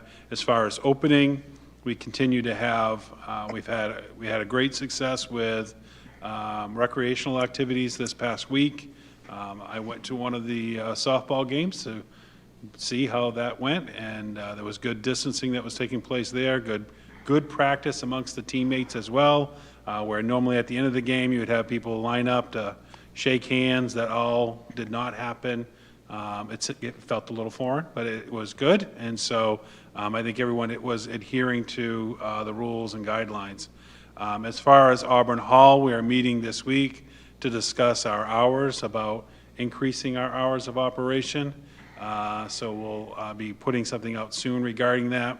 We will continue to restrict access to the first floor only. That's just capacity and bandwidth of staff to be able to regulate how many people are coming in the building. We'll continue having somebody at the door, monitoring how many we have coming in. There's still, even though things are opening up, there's still guidelines that we need to follow when it comes to opening up as a municipal building or even as any business.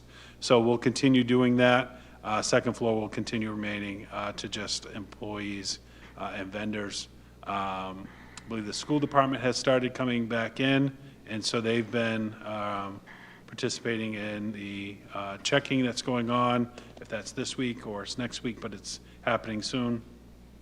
So they do a self-screen. Every employee does a self-screen when we come in, ensure that we're not having a temperature, that we feel good, we don't have any of the other symptoms, we note that. So we'll continue doing that as well. And I think that's it for me. I'll go to Deputy Chief Fifield if you want to give us an update. Good evening, Council Mayor. Everybody hear me? Yep. Okay. Good evening. Here's a brief update for COVID-19 for June 15th, 2020. Confirmed cases in the state of Maine, 2,495. That's an increase of 9 over yesterday.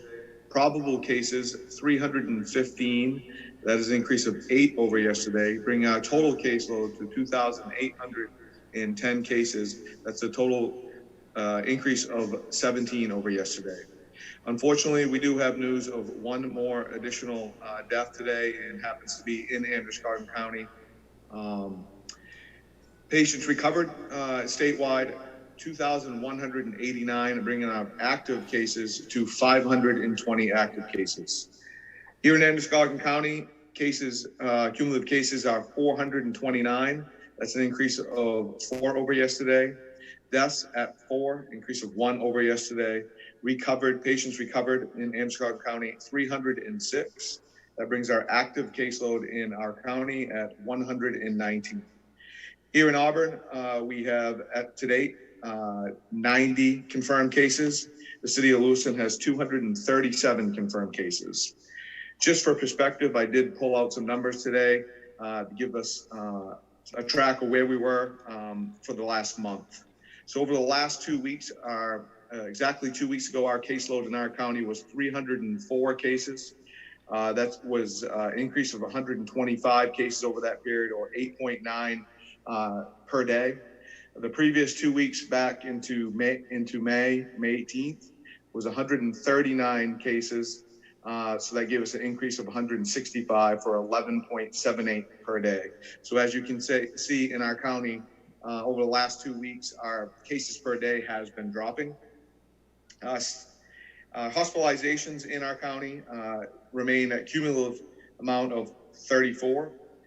State hospitalizations total 317, which is an increase of 3. Critical care patients currently being hospitalized, 11. That's an increase of 1 over yesterday. Patients requiring ventilators, 4. That's a decrease of 1. And currently being hospitalized in the state today, 31 patients. As I said in many of my weekly reports to council and mayor and to the city manager, the state focuses a lot on the positivity rate, and that is how many per the amount of tests they're doing, how many are coming back positive. The cumulative positivity rate currently is 4.57, and that has continually dropped over the last few weeks. The last 7-day period shows a 2.99% positivity rate, and the last 24 hours shows a 1% positivity rate. That included 1,105 tests and 11 positive cases, for a total amount of tests of PCR tests, 71,485 tests. That concludes my information for COVID-19 for today, and open for any questions. Council Gary? Thank you, Mr. Mayor. Of the number that confirmed or whatever cases in Auburn, how many of them have totally recovered? Councilor Gary, they don't provide us with the actual recovered per county. They only give us the total cumulative caseload currently. I actually did reach out today to actually acquire that information, but I haven't got a response yet. Because that would be a good indicator to know exactly how many live cases we have in Auburn out of that 89. Then we'll know if we're going down or holding, because those 89 can't be sick for no 12 weeks.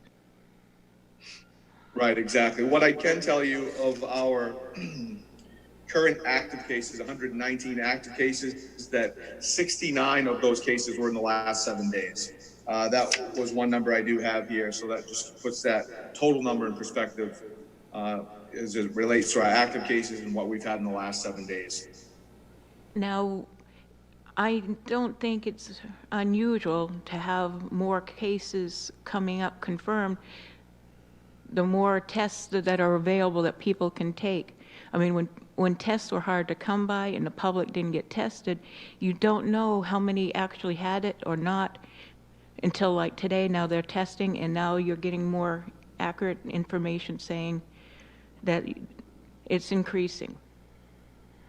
Yeah, that's a good point, Councilor Gary, that the last bit of data I gave you on cases back on May 18th of 139 cases, that concluded at 33,000 tests at that point.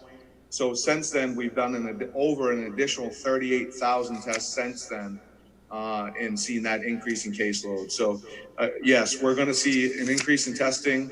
The state's goal was just over 7,000 per week, and then starting July 1st, that's going to go over 32,000 per week. So you can see that the availability of testing is going to be pretty widespread, and I've heard some percentages out there that we're well above the CDC's suggested guidelines, I believe by 40%.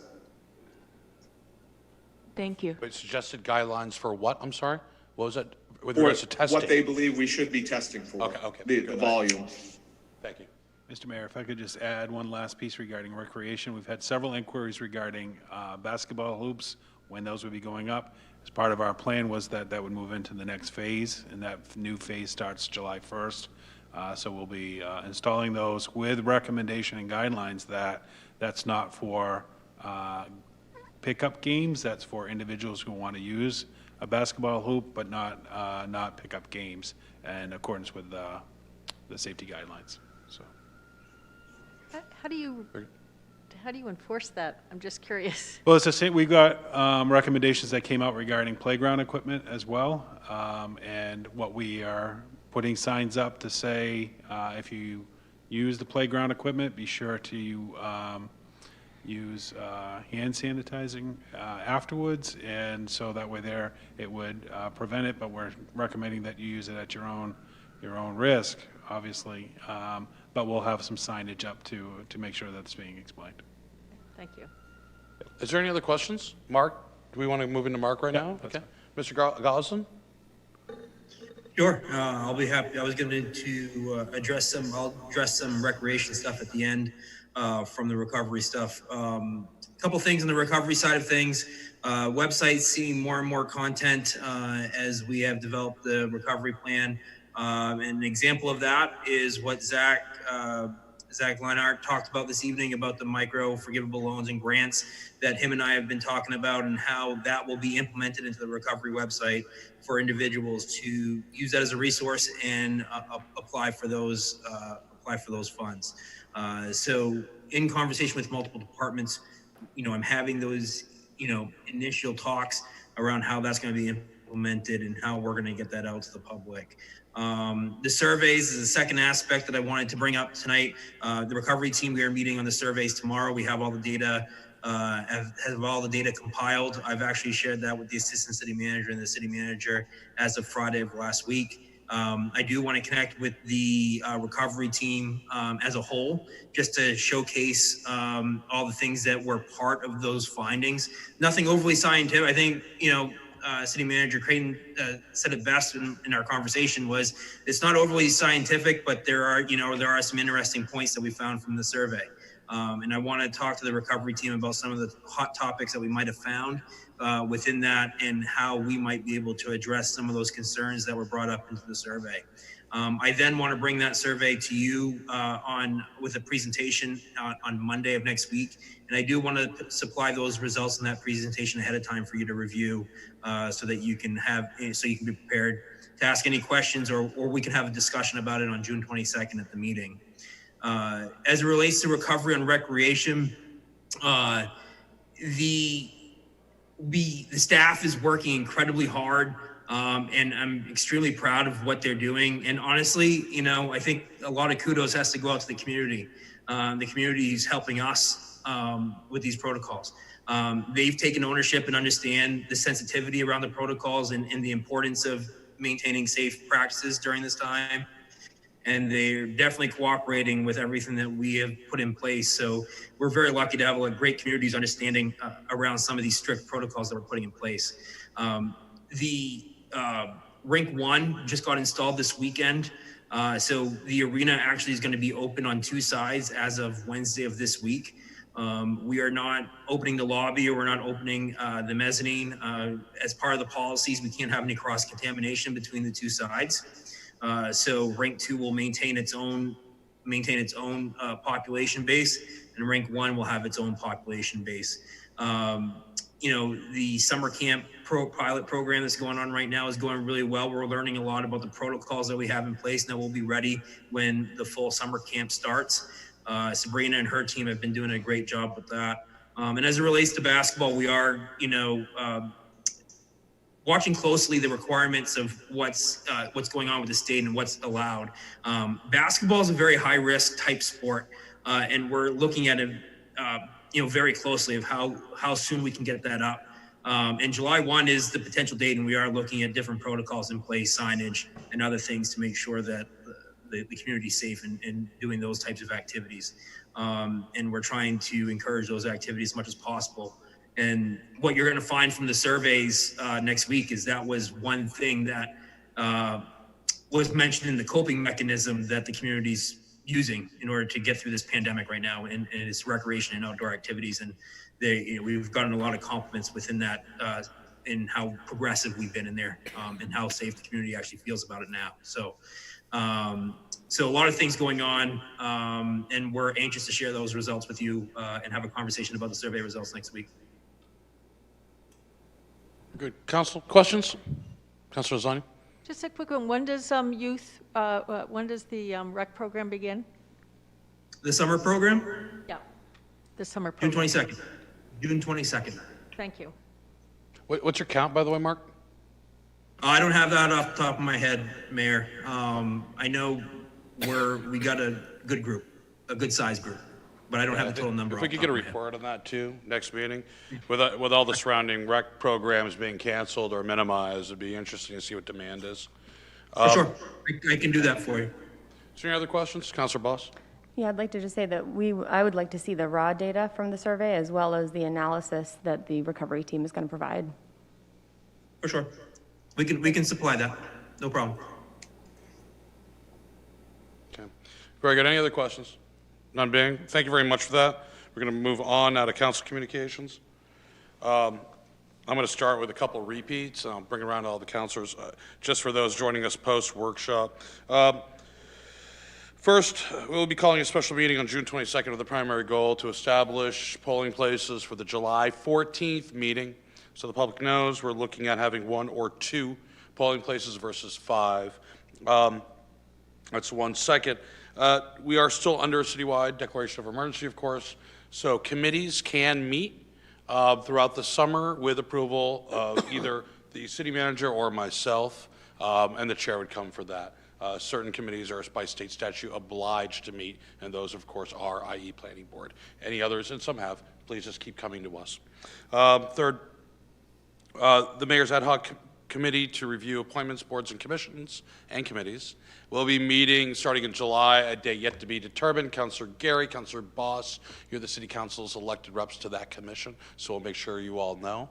I will be bringing forth a workshop item on June 22nd, though, to discuss what council's goals, visions, directions are for specific committees as a brainstorming dry or whiteboard exercise.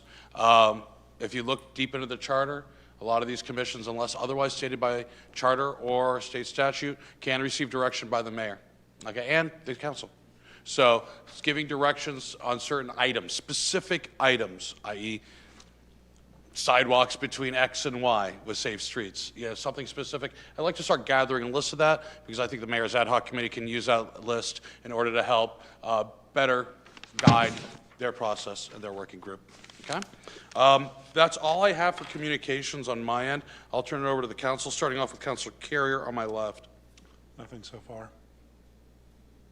Councilor McLeod? I just wanted to echo Assistant City Manager Kroll's comments of the rec program, and seeing softball down at Pettingill was very nice, and it was very distant, and everybody was taking good care to stay safe down there while having a great time. Councilor Zani? I had a request from somebody to ask about programming at the senior center.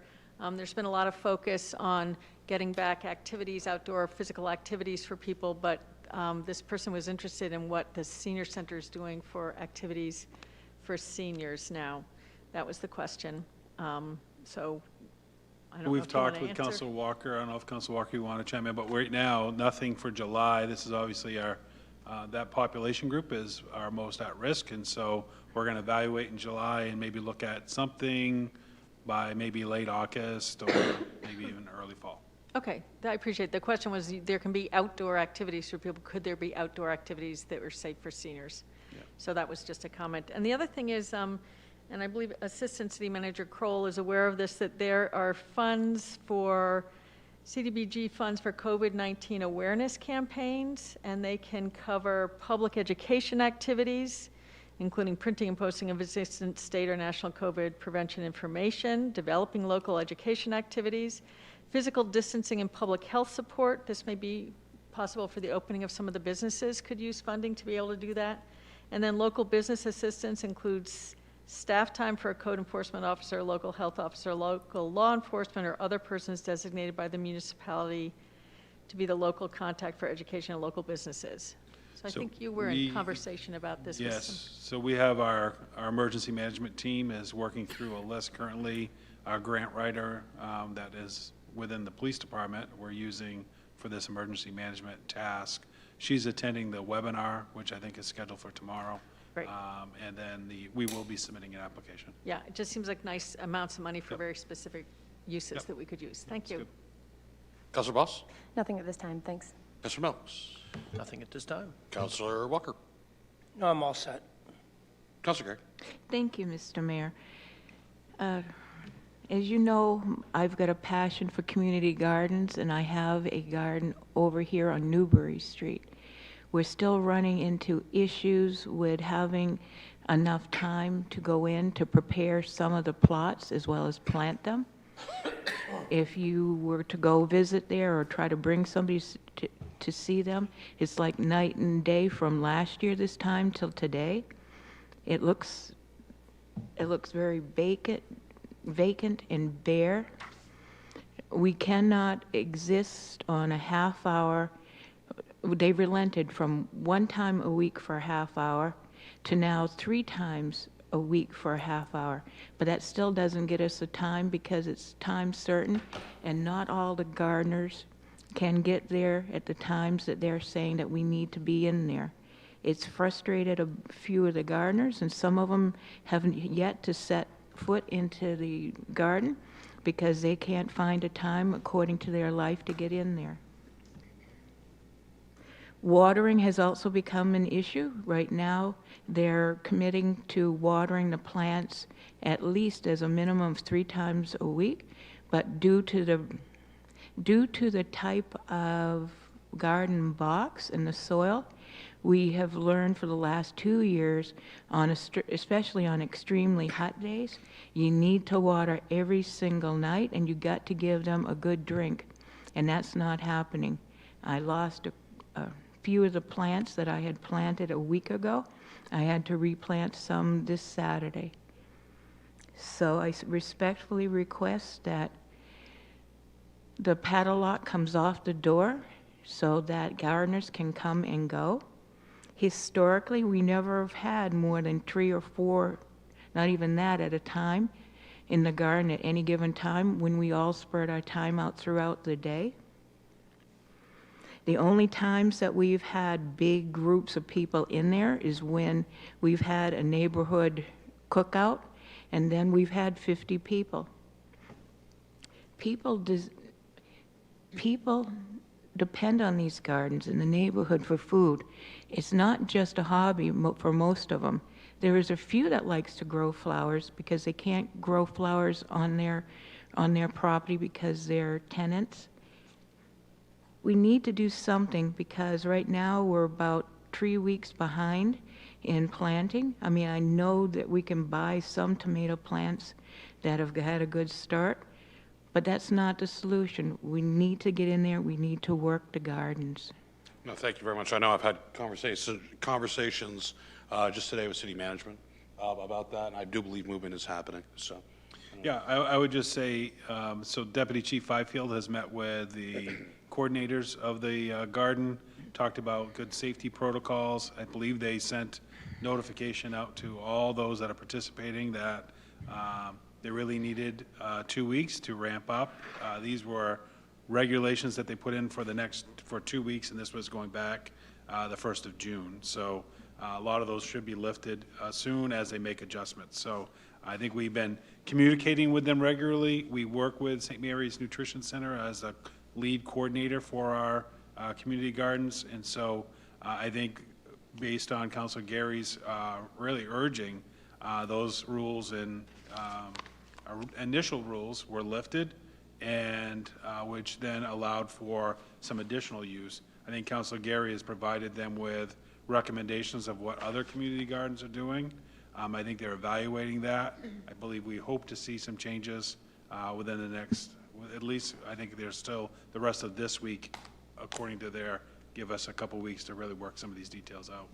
The garden project in Norway is by far more encompassing and into so many different areas than our garden, and they're not quite as stringent as we are. I mean, we're not objecting to wearing the mask. We're not objecting to bringing in our own tools. We're not objecting to the distancing, but we need to get time in there to work the plots and to get our plants in there. Because a lot of plots, even though they were cleaned last year because of lack of use, the weeds have grown up and it's going to take a while. And also, when they only unlock 1 out of 2 gates, it forces you to have to go all around the yard to go to the dirt loam pile to get stuff. And that takes forever when you only can lug your pail. So if I could, just on a technical standpoint, this group that manages the gardens, and I can't remember the name for the life of it. St. Mary's Nutrition Center. Thank you, St. Mary's Nutrition. They're contracted by the City of Auburn to do this for a period of time, correct? They run this program. We have coordinated with them to be able to use the space in Auburn to facilitate this. So it's our space, but it's truly everything within bare ground above, including the raised beds, is theirs. Correct. Funded through Auburn CDBG? We provided them seed money to begin, and they used CDBG money to start there. I believe the 3rd location has been placed. I'm not certain. There's a 3rd location. They're working on the 3rd one. Being done at Washburn School. So from a contractual standpoint, I'm not recommending this at all, but I want to make sure that we understand what the barriers are left and right, the bookends, if you would. Right. From a contractual basis, we don't have, or from a contractual standpoint, we don't have a basis to set forth procedures. I would say that they are working very closely with us. They met with us, they're looking at the sites, and they are trying to do the best for their staff as well that are there at the gardens. I do think that we'll see some changes within the next few days. I'm under a misunderstanding then, because I thought we pay them to manage our gardens. And so the gardens and the lots are ours. We just have to tell them in advance time whether or not we're going to continue with them or put it out for RFP or find master gardeners to work the gardens in their place. I wasn't under the impression. If we want to workshop it, we can provide more information, but I believe CDBG provides the funding. They Right. run the entire program. Right, but as far as I know, the stuff is ours, but they manage it. and Councilor run Gary, it. let's do Yes. this. We have June 22nd, just a week from today. Yes. Let's see if we can get some resolution of this in the next couple days before then. If not, let's just default out to workshop so we can I get on think the so. table. I'd rather do that than workshop it here. Very good, versus communication. So that's what we'll end up doing, but hopefully we can get this resolved prior to that. Yeah. So, I'd like to jump on the Linda's side, Councilor. You only have like 60 and 70 days to plant a garden now. You know, I understand this thing has really got everybody flipped upside down, but 22nd puts us to maybe planting, if you're lucky, the very last week of June, and you can't plant everything at that time. And like she said, you'll have to be there 3 or 4 more times to just get some of them plots ready. They should have been working on this. They should have already met and changed their rules of allowing people to go in and plant the gardens. And they could have put out an hourly thing so everybody could have gone in. She has volunteered to help, to be there 3 or 4 hours, 3 or 4 different days, and they've just shunned her off. So I would say we'll have to get a permit from the City of Auburn, and we're going to have to march pretty soon on this. Because, you know, it's getting serious. do we, yeah, I agree. We're going up against Mother Nature. There's a balance of health and safety, and there's a balance of food security. This is a very delicate situation with extreme consequences. We, as a council, I'm just going to give a refresher on Robert's rules and what actions we can take versus waiting. Sue, correct me if I'm wrong, because when I'm giving Robert's Rules advice, I definitely need someone to listen to me. But we can make a motion to introduce a resolve under new business. And if you Suspend the rules. or to suspend the add in- rules and add something tonight on a resolution, right quick, encouraging, or an order, encouraging that these gardens be open at a more reasonable time. I'm not here to give the verbiage, but I'm giving you an example. If you would like to do that under new business, suspend the rules and add this, by all means, that is our course of action as a council during this meeting, okay? Mr. Assistant Manager, when you're saying that this will be resolved in the next few days, do you mean that they will be opened? Are you able to share more information about that? Because I don't want to waste our time on a resolve that has no meaning. I'm not sure, the last email that I saw was forwarded to me that was sent to all those participants that basically gave a timeline of when they're evaluating, when they're going to be adjusting things, and they wanted some time to take a look at how are they going to safely bring people in and move people out through that process. What I would love to be able to do is, if we have a special meeting, to bring St. Mary's Nutrition Center through Zoom to talk about what are their challenges, what are they being faced with, what do they need to do, so that way we could hear from them why they made some of the decisions that they made. And as a council, if you want to take certain action, you can take action once you hear from the other side of what's currently happening. And staff would be able to get our current agreement that we set in motion for these gardens, and so that way you're following within those proper guidelines. That would be my recommendation. So there's several options. Obviously, one is do nothing. 2 is wait for workshop and potential action on June 22nd. Or 3 is suspend rules and create action tonight. That's how we look at it. So, and Peter, I'm sorry? Yeah, Mr. Mayor, I appreciate what Phil just said in answer to Councilor Boss's question. I think that one other thing that we can do beginning tomorrow, and I know Phil has already talked to the executive director for St. Mary's Nutrition Center, is follow up tomorrow and let them know how concerned the council is regarding this issue and that we need to move on this quickly. Okay. So those are some options that you have for the council tonight. Okay, so thank you very much, Councilor Gary, for bringing this up. We got a little away from communication, but it's an urgent topic, and that's appropriate. Okay, that's it for communications. We're going to move on to open session. Members of the public are invited to speak to the council about any issue directly related to city business or any item that does not appear on the agenda. So in layman's terms for everybody, if there is an item, i.e. a resolve or an order or appropriations, and that you are in the public and would like to speak specifically about that topic, please wait till that topic is brought forth and on the floor. This is about anything that's not on tonight's agenda. That's city business. Okay? That way we can keep this organized and moving along and making sure your comments are pointed and timely to the topic at hand. I appreciate that, Mr. Mayor. Thank you, Kelsey, or that's Mrs. great. Earl, if you could, please.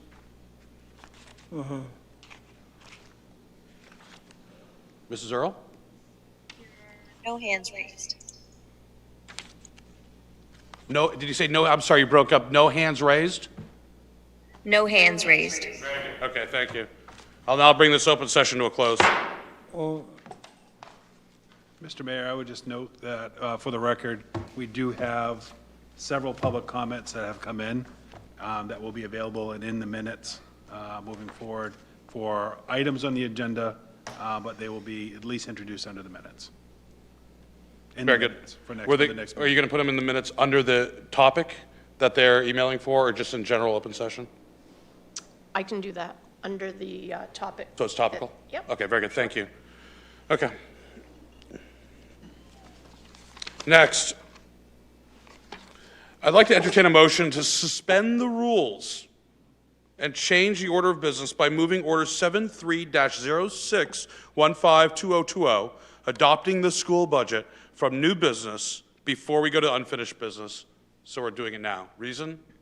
We can't approve a second reading of a city municipal appropriations budget without first approving the appropriations budget for the school department, because that final number is part of our final second read for the appropriations. Okay? Do I have a motion? So moved. Motion for Councilor Gary and a second for Councilor Carrier. Open this up to the public. Anybody in the public like to speak on this?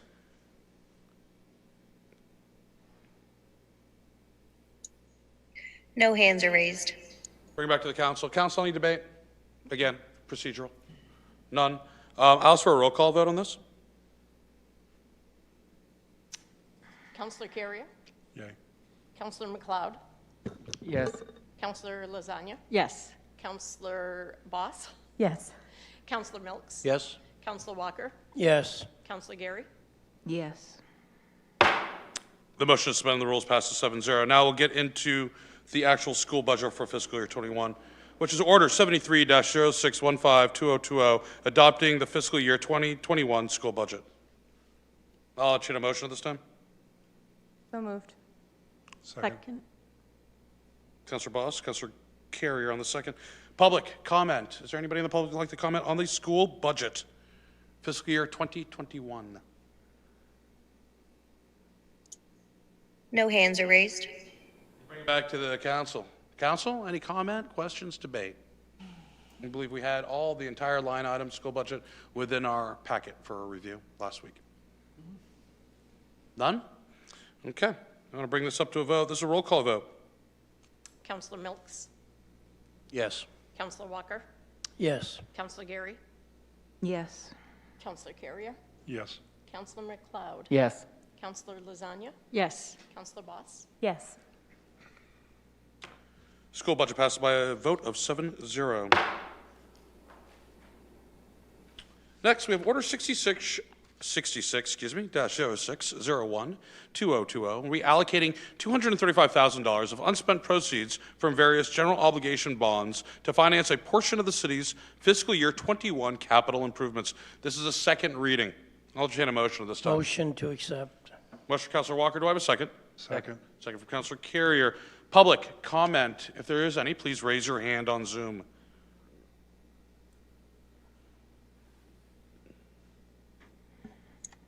No hands are raised. Bring it back to the council. Council, second reading, reallocation. Any comment? Councilor Gary? Thank you, Mr. Mayor. Yes, I support reallocating this amount of money to add it towards what we're bonding for, but I don't I'm sorry, point of, this has already been bonded? I don't want Yes. anybody to think that this is additional no. bonding. Right. Okay. Very good then. Ask Sue for a roll call vote, please. Madam Clerk. Counselor Milks? Yes. Counselor Walker? Yes. Counselor Gary? Yes. Counselor Carrier? Yes. Counselor McLeod? Yes. Counselor Lasagna? Yes. Counselor Boss? Yes. Vote of 7-0. Next, we have Order 67-0601-2020, authorizing the city's general obligation bonds in the amount of $10,110,000 to finance the city's fiscal year 21 capital improvement program. This is the second reading. I'll entertain a motion. So moved. I had a motion from Councilor McLeod and a second by Boss. Councilor Boss. I'll open this up to the public for comment. If there are any members of the public who would like to speak, please use the raise hand icon. No hands are raised. Hands? I'm going to bring this back to the council. Council, any amendments, changes? None. I'll ask this clerk for a roll call vote, please. Mr. Mayor. Yes. Thank you, Mr. Mayor. I'm not amending it, but I am opposed to bonding this $110,000. If you add it to the money that was already allocated in the other Yeah, resolve. Councilor Gary, please make a motion to amend the CIP budget. I'm not amending, I'm stating why I'm not voting for it. You're not going to vote for the budget because of the line item? I am not going to vote for the capital improvement bonds for $10,110,000, because when you look at that amount of money and you add the other amount of money, that's over $10,345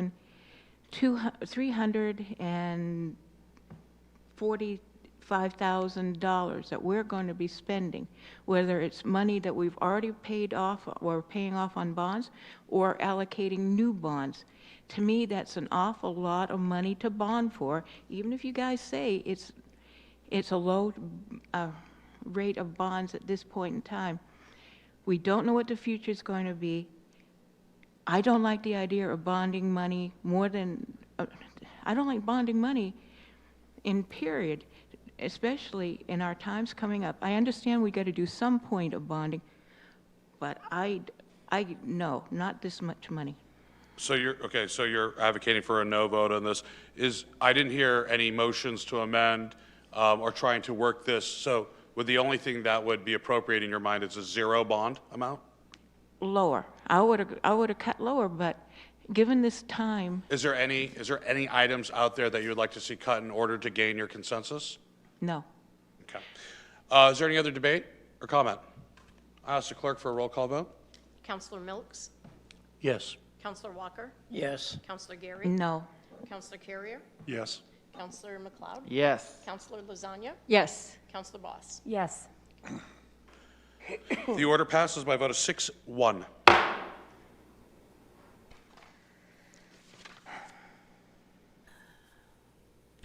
Next, we have Resolve 0706012020, which is adopting the fiscal year 2021 appropriations resolve. This is a second reading. Again, this is appropriations or the operating budget for the municipality. I'll entertain a motion. Motion to move. Second. Got a motion from Councilor Walker and a second from Councilor McLeod. I'm going to open this up to the public for comment. Are there any members of the public that would like to speak? If so, please use the raise hand icon on your Zoom login. No hands are raised. Raise. I'll bring it back to the council. Council, any debate? Any comment? None being, I'm going to ask the clerk for a roll call vote, please. Counselor Milks? Yes. Counselor Walker? Yes. Counselor Gary? No. Counselor Carrier? Yes. Counselor McLeod? Yes. Counselor Lasagna? Yes. Counselor Boss? Yes.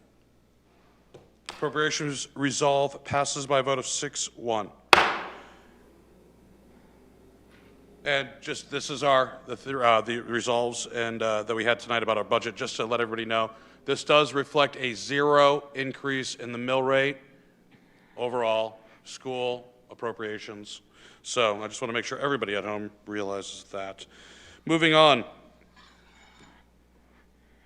is Resolve 0906152020, accepting the public art piece as recommended by the Public Art Group. I'll entertain a motion. So moved. Second. An enthusiastic motion from Councilor McLeod. And I like art. Medium one by Councilor.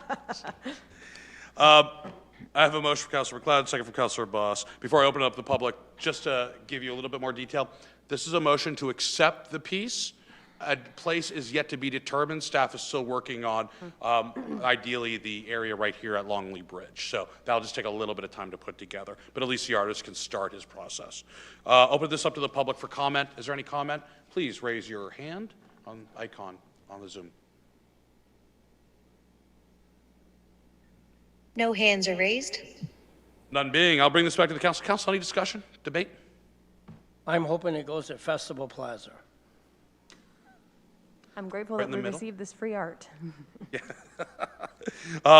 We'll talk about it, of course, or hopefully the next meeting. I'd like to get that on the June 22nd agenda if possible. We might not have resolution, but we'll have it out there. Is there anything else? None being? We're going to ask for a vote. Raise of hands, please. All those in favor of accepting the piece of art? All those opposed? We have accepted the art by a vote of 6-1. Next, we have Resolve 10-06152020, declaring all businesses of the City of Auburn essential and calling on the Governor of the State of Maine to open all businesses. I will entertain a motion at this time. So moved. I have a motion from Councilor Gary. Do I have a second? Second. Second from Councilor Milks. Before I open this up to the public for comment, it's my responsibility to inform everybody of any information that they need to know in order to make an effective decision.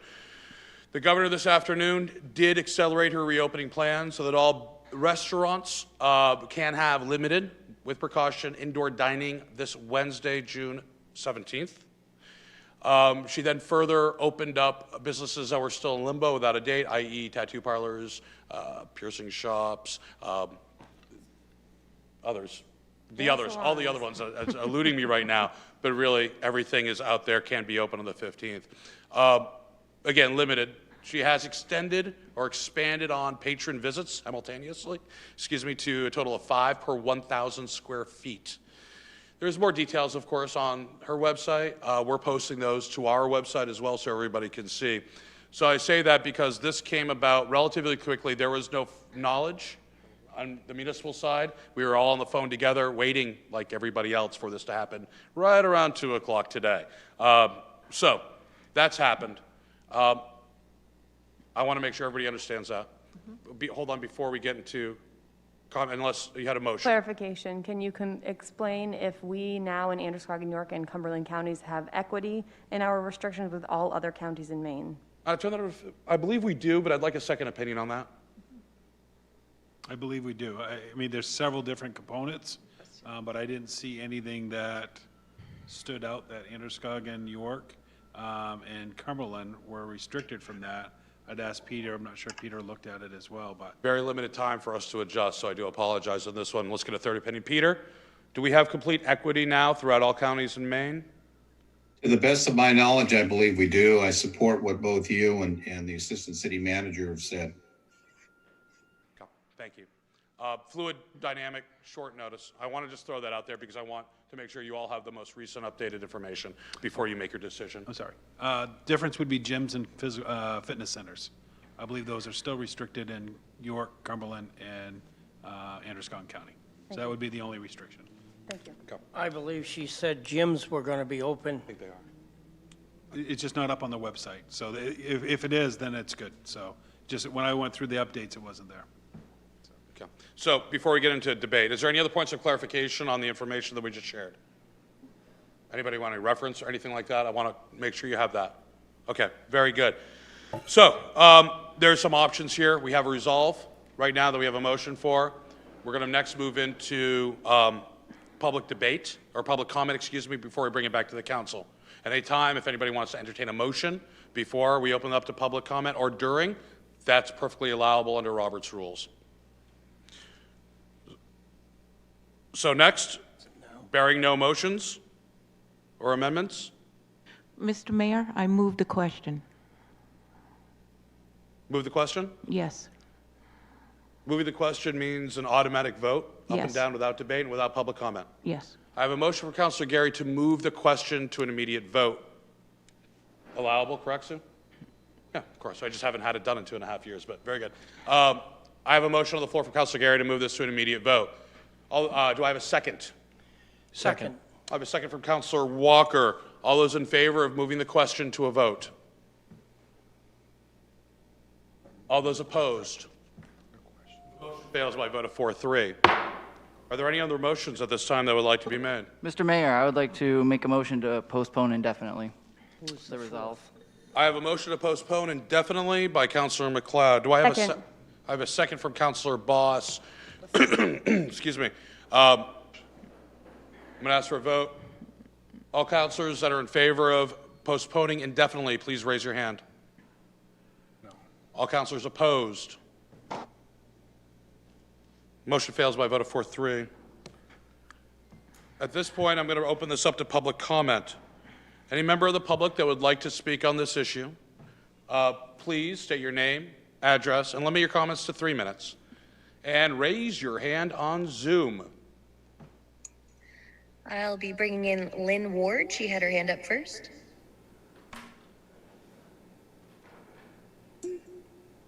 Hi, so I'm Lynn Ward. I'm a resident of Auburn. I live at 2004 Hotel Road. I'm an attorney who works with low-income Mainers. I believe that community thrives when its members rally behind small businesses and that shopping local has economic, environmental, and many other benefits. But I also believe that a community thrives when it works together to make sure that all members of the community can be healthy and when it rallies around those who are the most vulnerable. In reading the resolution before you, I could tell it came from a place of frustration and concern about how Auburn will come out of a really difficult economic climate. Times are hard, and we were suddenly plunged into change after change. And it seems like there's a pent-up desire just to get back to normal. But the actions pushed by this resolution are not going to get us there. I grew concerned reading the resolution about the way it minimized the significance of the Androscoggin County death toll. Only 3 deaths, 3 loved ones, community members, and friends. We heard today that that number's grown to 4. The resolution ignores the per capita rate of infection in our city, 1 in 290, and in our sister city, 1 in 183, and that's as of last week. It ignores the fact that due to community transmission, we don't know where infections are coming from, and that according to the Mayo Clinic, there are long-term complications that can happen even when somebody does not die. It ignores that while evidence suggests children are not likely to get symptoms, they can get sick and even die. And perhaps most importantly, this resolution ignores who will be put most at risk by throwing our economy wide without looking at recommendations from infectious disease specialists.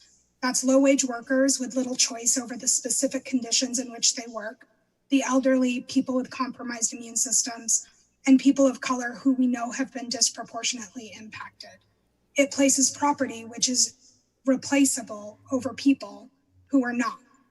And I noticed that you're all sitting about 6 feet apart and you're largely wearing masks. I can't tell if everybody is. Those precautions are not possible everywhere. So as you vote on this resolution, please consider the privileges that you have that too many of your constituents do not. Please vote no and send a message that Auburn's people all, every single one of them, deserve to be healthy. Okay, thank you very much. Kelsey? Yep, there's a couple, there's about 5 of them, so one moment. And folks, if you're watching, waiting on your turn, please know Kelsey has a very scientifically based formula that she refuses to share with anyone and how she selects folks. Coin. All right, we have Sarah Strong. My name is Sarah Strong, and I live at 33 Whitman Spring Road in Auburn, and I am a resident of Ward 1. Having read the article in the Saturday Sun Journal on the proposed resolution to make all businesses in Auburn essential, I would like to respond to the mayor's call for residents to make their opinions known to the city council prior to their vote. I feel strongly that reopening needs to be guided by ongoing epidemiological evidence and understanding of the pandemic status at the state, county, and local levels. The governor's plan, always under review and subject to change, is informed by the findings of the Maine CDC, an agency that has demonstrated competency and thoroughness in responding to the pandemic. According to the Maine CDC, just last Friday, on June 12, there were 54 new COVID-19 positive cases reported in the state, 18 of which were from Androscoggin County. On April 22nd, the CDC reported 19 new cases for the state, 0 of which were in Androscoggin County. According to the most recent June 7th report, there were a cumulative total of 90 COVID positive cases reported in Auburn and 237 in Lewiston, the highest of any zip code area in the state. This disease is very present in our community. Today, as the mayor noted, the governor announced that given the trends in the most recent data from the CDC overall, the state has okayed the opening of all restaurants, including those in the hardest hit counties, including Androscoggin, to open for indoor dining while maintaining safety protocols. Other formally closed kinds of businesses, such as nail parlors, are allowed to open and remain open provided the numbers continue to indicate this is safe. And I should add that it's my understanding that gyms throughout the state are allowed to open on the 1st of July. These decisions and any future decision to revoke them that might be made are informed by information from the Maine CDC. That is as it should be. Local municipalities should communicate their needs to the state government, including concerns and frustrations about the reopening process. That is needed work. But I am opposed to the resolution at hand because it decouples decisions about safety during the pandemic from knowledge of the status and likely course of the disease. Thank you very much, ma'am. And let me just say, I welcome the chance to have given this opinion to the council members. Thank you very much. And before you leave, ma'am, I just want one point of clarification. While we were looking at this, while we were listening, we were verifying gyms. It is June 17th is the open day. Oh, thank you. No problem. Thank you. Okay, Kelsey, next, please.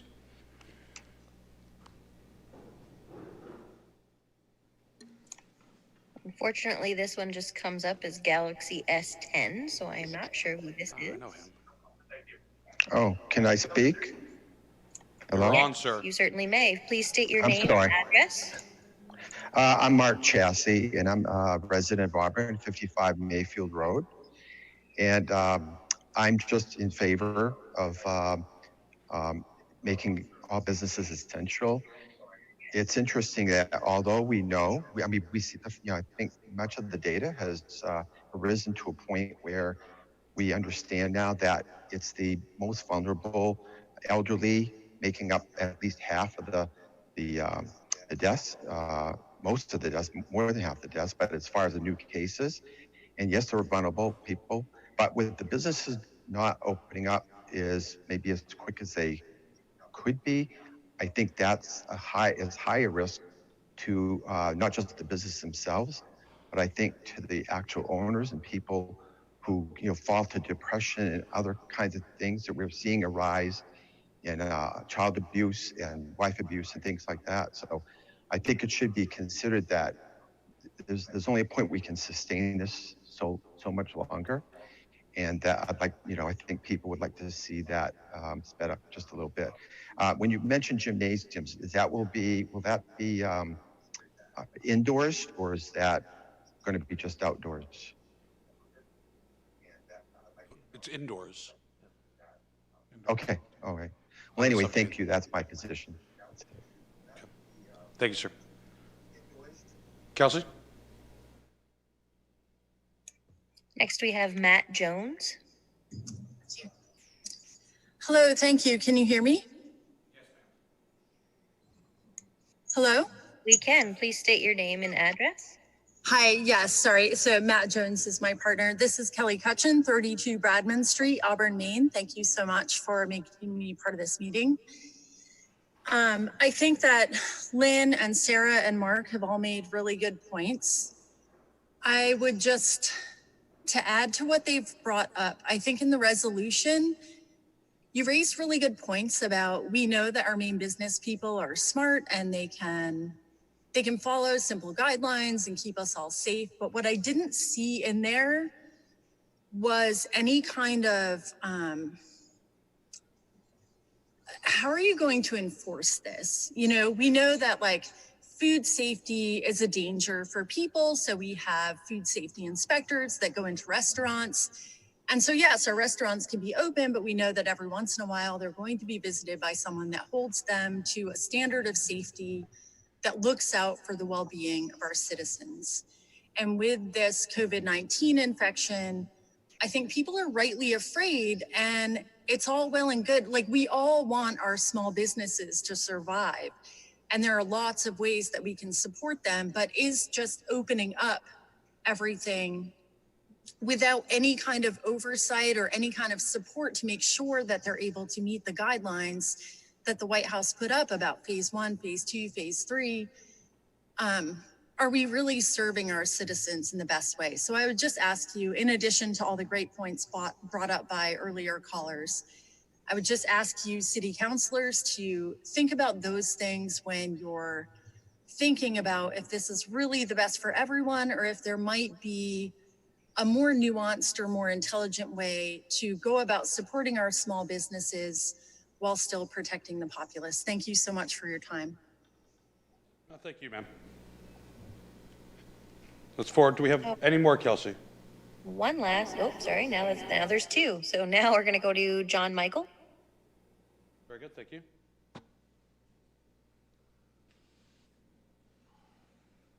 Hello, Mr. Michaels. Can you hear me? Yes. Yeah, good. This is John Michael, County Commissioner.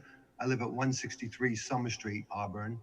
And I speak in favor of the resolution, and I thank Councilors Gary and Milks and Walker for sponsoring this and putting this forward and keeping the pressure on the governor to continue to open up our devastated businesses. It's unfortunate that this ever happened. It seems unnecessary. We had a very, very serious pandemic in 1918 that we've all heard about. And in that pandemic, 675,000 some odd people perished. In today's numbers, the population, that would be based on roughly 2 million deaths, unfortunate deaths. And the country did not shut down, and the economy continued. And so we were not devastated. Philadelphia shut down after a point, and Phoenix did, and I think San Francisco, but Chicago stayed open in New York, and the country moved forward and dealt with it and what came after that in just a couple of years was the Roaring '20s. I don't think we're going to have any kind of a Roaring '20s after this mess. So, and as far as, we hear these things, well, if we can prevent one death, et cetera, well, what are we going to do? Ban automobiles? Because there's several deaths every year in Maine. And if you want to extend that logic, then we should shut down automobiles. In fact, we shouldn't let people travel out of their houses at all.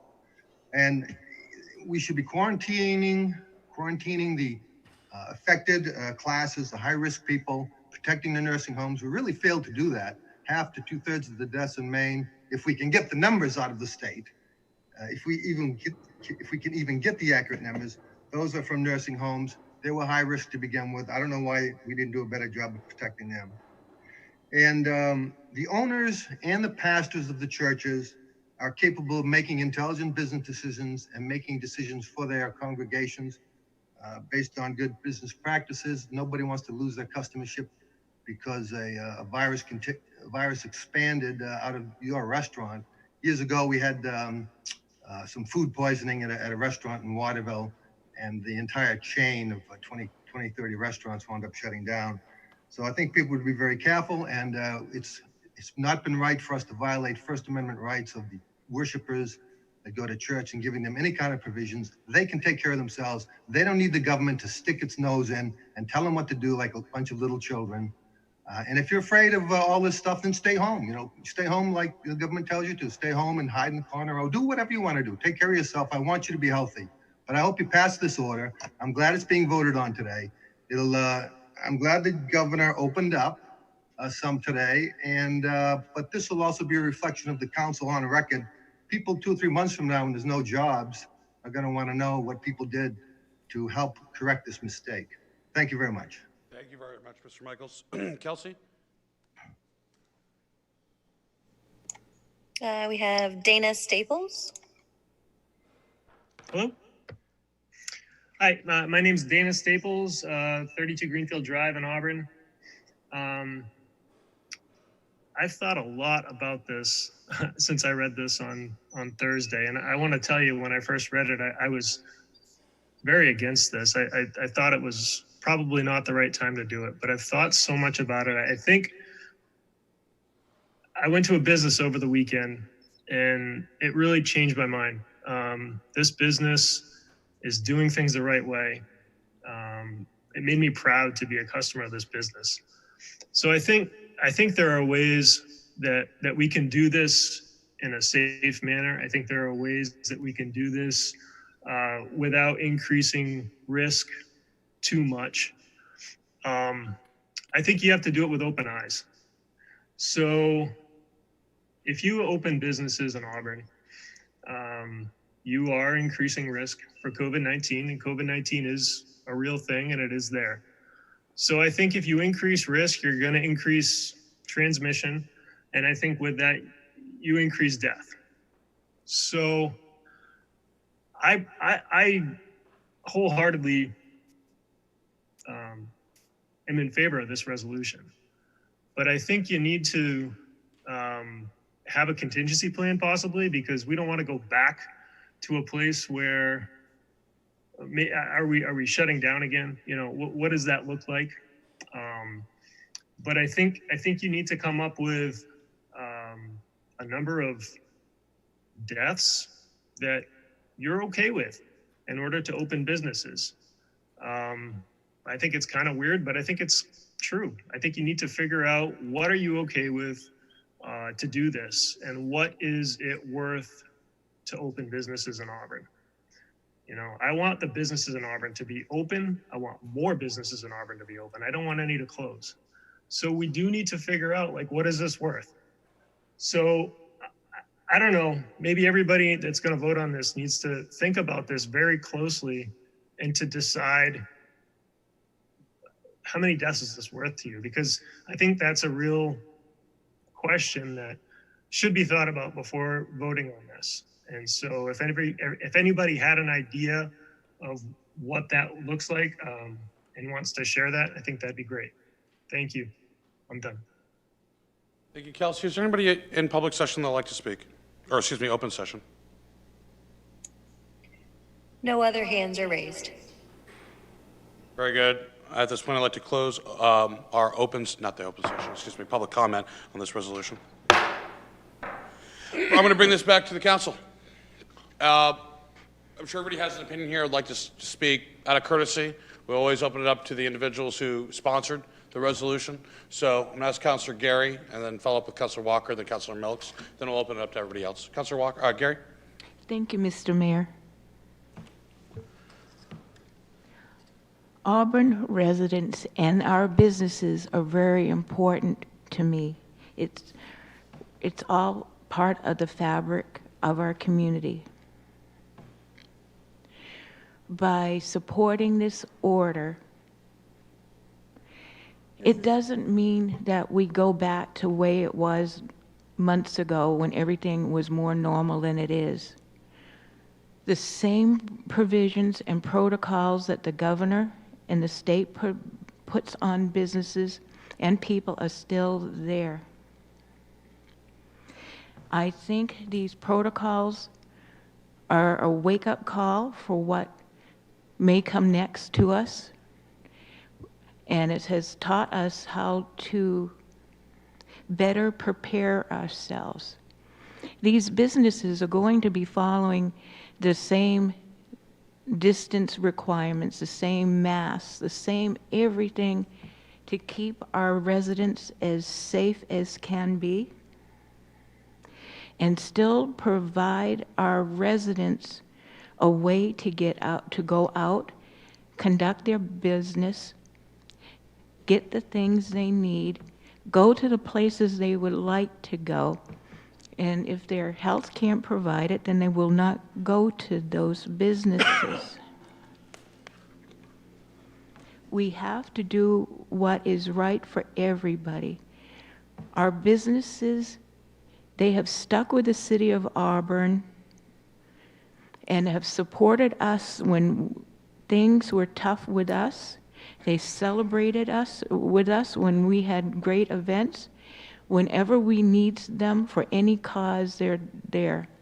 And I feel now's the time that we as a council got to say, yes, we want you to know that we appreciate you, we support you, and we want to try to do whatever we can to make this bad situation at least more palatable. Businesses shut down thinking it was only going to be for a couple of weeks. Now it's been about a couple months or more. They thought they could handle it for a short time, but they're finding they're not. They need to get back on track. They need to try to recoup what they can. By what the governor did by only allowing every other county but ours till today, open their restaurants and making our restaurants only be able to do it outside last minute made our businesses have to think out of the box, spend more money. Now that they've spent the money to go outside dining, now they can eat it inside. So now they got to figure a way to recoup all this money that they've just now spent. Is there any other point that you'd like to make, or do you want to wait to our counterpoint? You want to let? I'll let them talk. Councilor Walker? Thank you. For the people that spoke there, I understand where most of them are coming from and how they think and feel about this. I have thought about it, and nobody wants anybody to die, but that's going to happen. We're born to die in this world, and if it's this disease, that's what happens to us. We just happen to be struck by it. I've gone to the Walmart, I've gone to Home Depot, I've gone to Lowe's, I've gone to many stores that have got many people coming in, going out, no mask, with masks, talking to each other in the corner at the store, whatever. And our death and sickness here in Auburn is still very low for the amount of community we have here. And I think it's time that we allow businesses that want to operate. People want to go, they will go. People that don't want to go, none of us are going to force them to go. We're giving them the opportunity to change the way they do things once again, and I'm sure it's going to change again later on. But I want to see businesses be able to open. I talk with people that are in business. They cannot survive if it's only a half a business going on for very long. And many people were ready to open with distances and all of the above. They took out tables, chairs, stools to make it all work. And at the last minute, they were told they couldn't use their business for that operation unless they went outside. So then people jumped through a lot of hoops to make it happen. And I would love to give restaurants the opportunity to at least have 4 or 5 people. Because if you look around Auburn, most restaurants are very small. So they're not going to put 50 people in a restaurant and make people sick. I think this is moving to the better direction, and I have read some articles there that have come out of a different college than across the river, for instance, that agrees that we're going in the better way, and this has been really targeted as something much worse than what it really has shown us here in our city, at least. Thank you. Councilor Bilks. Thank you, Mr. Mayor. I've had overwhelming support in favor of this from people that have reached out to me. An email, I've had phone calls. Almost overwhelming support from people I've talked to in the community. The key term here is this: all businesses are essential. If someone is putting food on the table to feed their family, that job is essential. And what we've allowed to have happen is an autocratic fashion. A single person has been able to decide whether a business is essential or not, thus determining that person's outcome. And that's fundamentally against the principles of what we as a society were set up. That a person should be able to determine their own outcome. And in this situation, a third party was determined, and there were people were devastated because of this. So this resolution is to declare all businesses essential, so that the waiter who's struggling to pay rent every month, that is 42 years old and has been a waiter for their whole life,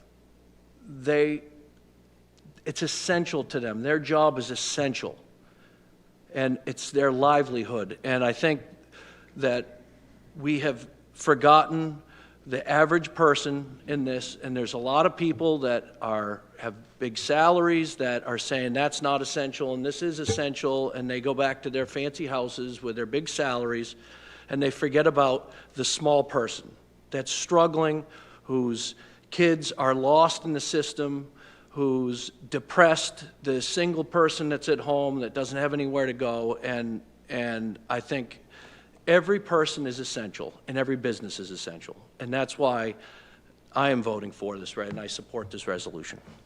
I'd like to open this up. Is there any other counselor that will make a comment on this? Debate a point? Counselor Boss? I'd like to follow that line of thinking. So if I'm a business owner and I have been open but under restrictions, and now on Wednesday these restrictions will be lifted, I don't know yet what level of clientele I'm going to be seeing. So I'm not going to be bringing back all of my staff that I've furloughed or that I've let go, who, yes, they are all essential. They all need to provide food for their families.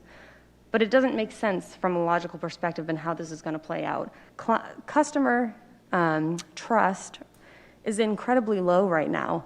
And we've seen data that showed that individuals who across the country, long before states were closed, were reducing the number of hours at work, reducing the number of dollars that they were spending, and reducing the amount of time spent with other individuals because they understood that this is a devastating virus. You can say that it's not real if you'd like to, but that's incorrect. What this means is that if we lift these restrictions, which the Mills administration already has done, so again, this is moot, we're not going to see a skyrocket in a sudden spending, sudden businesses going back completely to normal. The data shows that the shutdown did not cause that sudden drop in spending. People are not going to spend and go out to businesses if they don't feel safe. And as Councilor Walker said, people are out without masks and they're not following guidelines now. And I have to tell you, I understand the sacrifices that people are making right now. Believe me, I'm at home with 2 kids under 6. My husband and I are both working full-time, though we've had to cut back on hours because it's not physically possible for 2 human beings to both work 40 hours while also providing childcare, schooling, providing in-home education, doing all the things that we have to do to run our household. So I understand the struggle that people are facing. But as a public health practitioner, this resolve is unbelievably disappointing, and honestly, it makes me tired because I see the same pattern over and over again. Public health is a system that you cannot see when it's working. When you have clean drinking water, you don't see sickness, but you also don't sit there and question or even consider the system that exists to continually ensure that that water is clean. You turn on the tap, you take a drink, you move on with your day. You're not calculating the number of deaths that were avoided or prevented due to dysentery or any number of disease that's water transmitted. And avoided negative consequences is impossible for people to fully grasp and understand. So I understand why you're angry, and I understand why you're saying that this is not real. We're not seeing massive caseloads in Maine, but that is precisely because we have been physically distancing ourselves and why we need to continue. We know that COVID-19 is in our community. We have an active caseload. We've heard it from many different people tonight. And we have to, if we give up now, all of this will be for nothing. So I will not be voting in support of this resolve. And one more point to say. Councilor Gary, you said that this was an order. This is resolve. A resolve compels no action, no policy, no programming, no redistribution of funding. It does nothing. These are words. And if the Mills administration has already passed these new restrictions that have been lifted, can you please explain what the point is, other than to make a point? And as a former representative at the state, is this effective? Yes. It is effective. To have a redundant resolve. It's not a redundant resolve. Yes, it has been enacted, but it shows our businesses and our residents that what we're trying to do is make our community whole, to be able to have our business support itself, have the residents to get the things that they need, do the things that they need. That's what our job is as a city councilor, to try to do what we feel is right for our constituents. I feel this is the right thing to do, and it sends a message that we are listening. I agree that there are a lot of people that their immune system is compromised. I too have osteoarthritis. I've got a lot of compromises. Mr. Mayor, I would like to hold her up, please, and we have others that would like to speak, and she can finish at the end. If I could, if Councilor Gary, if that's, That's fine. if Councilor Boss asks you a question, you can. You don't have to. You can answer. I want to make sure that we're staying on topic and answering that in the spirit of good debate. I'll finish it off now, I think. The resolution is an important declaration of our attitude as a council.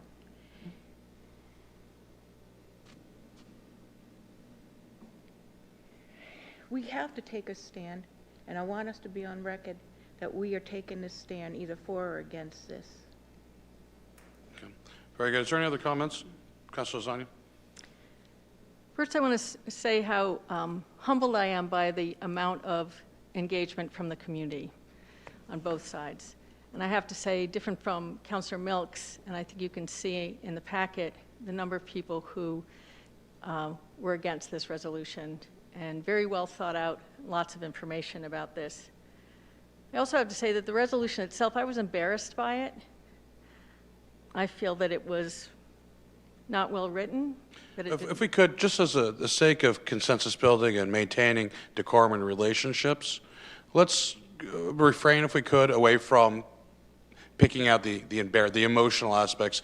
Are the facts correct? Are the facts not correct? I think that would be a better way for us to recover past this resolve, whatever that outcome may be. And you're saying to get past if No, it's incorrect or not? The emotional response you have, we're dealing in facts. Okay, I'm just saying facts are incorrect in the resolution. So Please say so then. That's unfortunate. And I think a lot of what people have said that I've heard from, and even small business owners, that they understand that it's for the greater good. We know and we understand about small businesses and what it's doing to them. I have friends. I have 2 people who got in touch with me who have small businesses, one of which they're going out of business.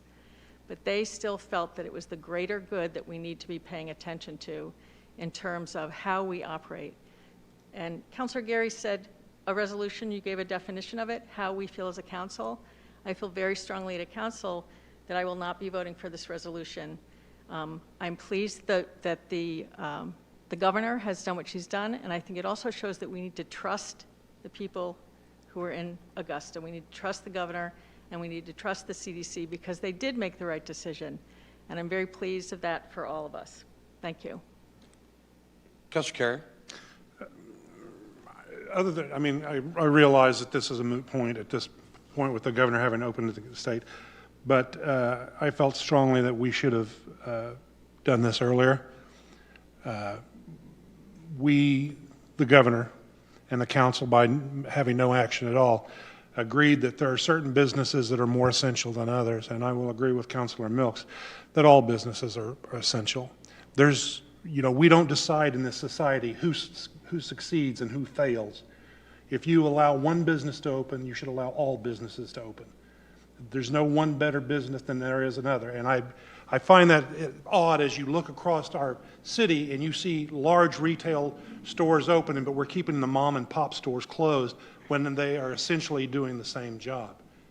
And so I felt that we needed to do something in this regard, understanding that this is a resolve and is strictly our feelings being conveyed to the governor and to the rest of the state government, that we needed to say that our businesses are essential and all our citizens are essential, and that we're looking out for their best interests. I understand that this is a pandemic. I understand that there's debate as to whether or not this is as severe as they say it is or whether it's not. But I also understand that our citizenry are not stupid. They're educated, as we are wearing masks, some of us, others are not wearing masks. Some choose to socially distance more so than others. And I feel like that the businesses can make their decisions as to how they operate within the government guidelines, because this is all done within government guidelines that the state sets out, that they can operate in that in that climate as we are currently.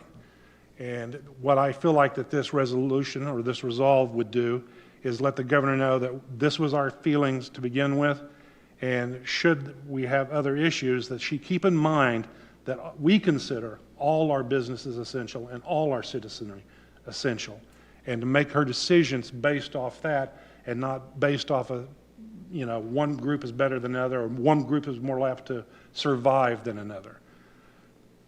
That's just my feeling in regards to it. Just so I'd be remiss if I didn't say it. Yes, even though the vast majority of the ask in this resolve is moot, since the governor just several hours ago has reversed her decision, it still can be looked at as, again, if it's non-binding, it's sending a message.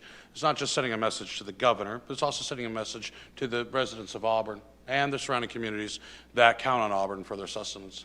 So there is more than just sending a message to the governor directly.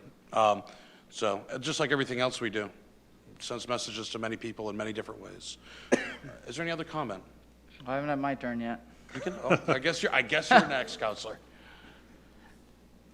If this resolve had been what Councilor Carrier just said, I would have been way more in favor of it. But the information in the whereases is callous, combative. I agree that we should do everything we can to keep our businesses open and open as safely and as soon as possible. But there are better ways to do this, and the tone of this resolve is terrible. And I don't want Auburn to be known like this. This is not the message I want to send out of Auburn to the State House. I will remind you, not to interrupt, please continue in a moment, but any motions to amend the language can be made on this resolve. Oh, it's coming. I got Okay, 11 very or good. 12. I'm sorry I doubted you. On their way. I don't have my original. I was just waiting. Is now a good time to make amendments? Because every amendment will be debated in due course, so Okay. it's perfectly fine. Perfect. And I would like to make a motion to amend. Do we have it up on the screen, though? Please. I mean, I have it on mine. I got it right here, but. Da-da-da.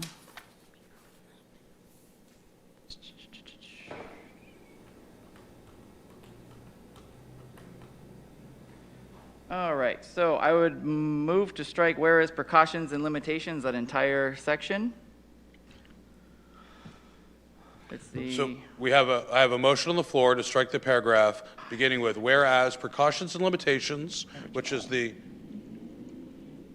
sixth paragraph in the resolve, to be stricken completely and either replaced or not replaced. Stricken completely. Be stricken completely. Second. I've got a motion from Councilor McLeod. I've got a second from Councilor Boss. Do we have any debate, any comment? This is the sixth paragraph in the resolve, whereas precautions and limitations opposed, to be stricken completely. Mr. Mayor, I move to indefinitely postpone the amendment. We move to indefinitely postpone the amendment? Yeah, we can do that. Well, do you have a motion on the point of order? You have a motion on the floor. We do have a motion on the floor at this Been point, so we seconded. can't move to Yeah, motion. I'm not familiar with that type of motion on an amendment. Yeah, I'm going to allow this To amendment. postpone indefinitely? I'm going to allow this amendment to continue to a full vote at this time. Is there any other debate on this amendment? No? I'm going to go and ask for a vote on the amendment and the resolve. All those in favor Mr. Mayor, I ask for a roll call. I'd like to have a roll call vote. Madam Clerk? Counselor Milks? No. Counselor Walker? No. Counselor Gary? No. Counselor Carrier? Yes. Counselor McLeod? Yes. Counselor Lasagna? Yes. Counselor Boss? Yes. The amendment to the motion stands. Voted 4-3. Mr. Mayor, I'd like to propose another amendment. Next paragraph, I would like to strike the word forced and replace it with. Hold on, I don't have my original now. I would like to strike and replace it to say Auburn area residents have adhered to prescribed precautions, removing being forced out of that. Have been adhering. Auburn area residents have adhered to prescribed precautions, strict protocols, and procedures. I got it. So on the seventh paragraph, I have a motion on the floor right now to amend, whereas Auburn area residents are being forced to adhere to the following language, whereas Auburn area residents have adhered to prescribed precautions. Correct? Do you want me to, yes, do you want me to finish the entire paragraph? Yep. Okay.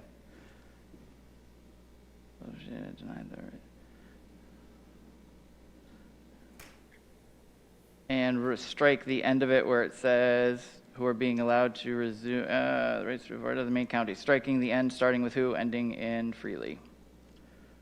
Yep. So the entire whereas would read, Auburn area residents. Adhere to, have adhered, and then striking the last sentence starting at. At who? Who are being allowed to resume safely living their lives freely. Do I have a second? Second. Second from Councilor Carrier. Open this up to debate. Mr. Mayor? Councilor. Thank you, Mr. Mayor. Councilor McLeod, after you get done all these amendments, do you plan on voting on this resolve? Absolutely not. But I have a feeling it's going to go through, so I want to get it as close as I can. I will say, that's absolutely well within anyone's right to do so. I find it disingenuous, I will say, and usually in good spirit of negotiations, whether in government, business, or family, usually when you make changes to rules, it is with the intent of voting for it. And we have the same issue with our budget sometimes, when folks get amendments into our budget, but then they do not end up voting for the budget in its finality at the end. It can leave a bad taste in our mouths. And I just would like to make sure the council understands that nothing happens truly in a vacuum. When we do make motions and our actions in one situation definitely carry over into a next, whether it be today or on a future date. I'd be remiss if I didn't give that counsel as someone who's been in thousands of negotiations. It definitely can come back up and bite you a little bit. But it is absolutely, you're right. But Mr. Mayor, I would like to push back on what you just said. We've all said I'm not sure how you can push back on my guidance, Councilor. But if we could talk about the motion on the floor, that'd be perfect. I have to give instructions, as that's my job as mayor. Is there any debate on the motions to strike or make amendment? You were just allowed to speak, not about the Because motion. I am the mayor. But And generally. I'm making some cautionary tones. I want to make sure, because that is my job. It's in the charter. And I'd like to say that one of the things we've discussed is that this is saying who we are to the community as a city. And by making the amendments, whether he votes for them or not, I think it's important to hear how he is changing them to make a different impression to the city of who we are. It's absolutely not in discussion or debate, absolutely. But I was just telling about answering and following up on Councilor Gary's point, making amendments to a piece of a resolve, an order, or appropriations that you do not plan on ultimately voting for can be taken and misconstrued wrongly. So it's all a learning experience, especially when you're fairly new.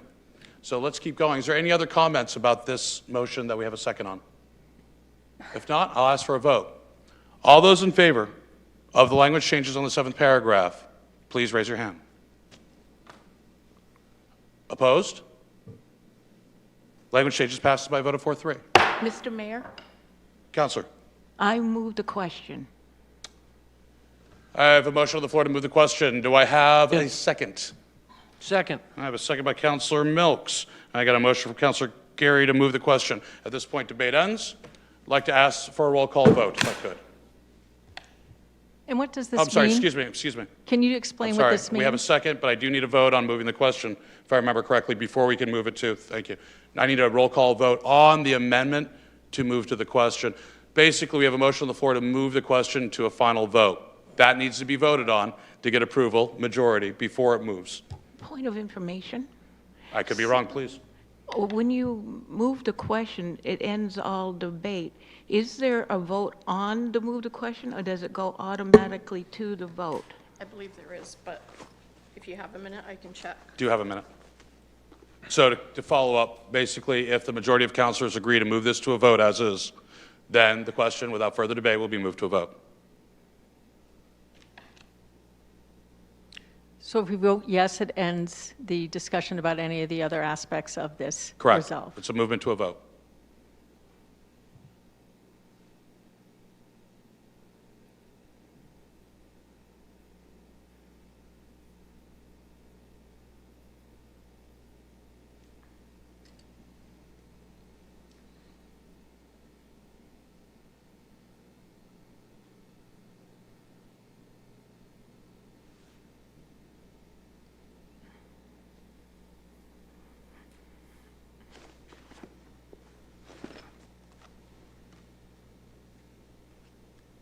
The big book comes out. Yep.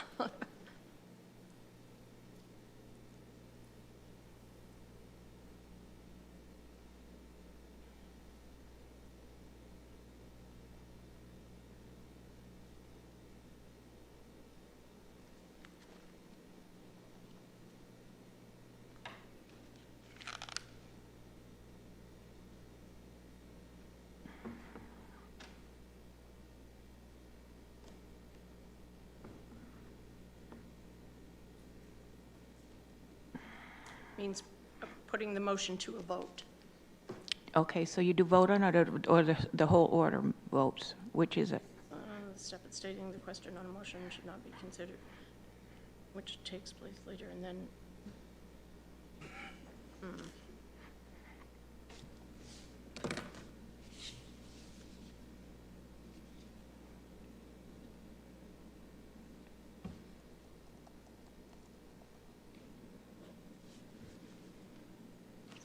Sorry, it's not really clear.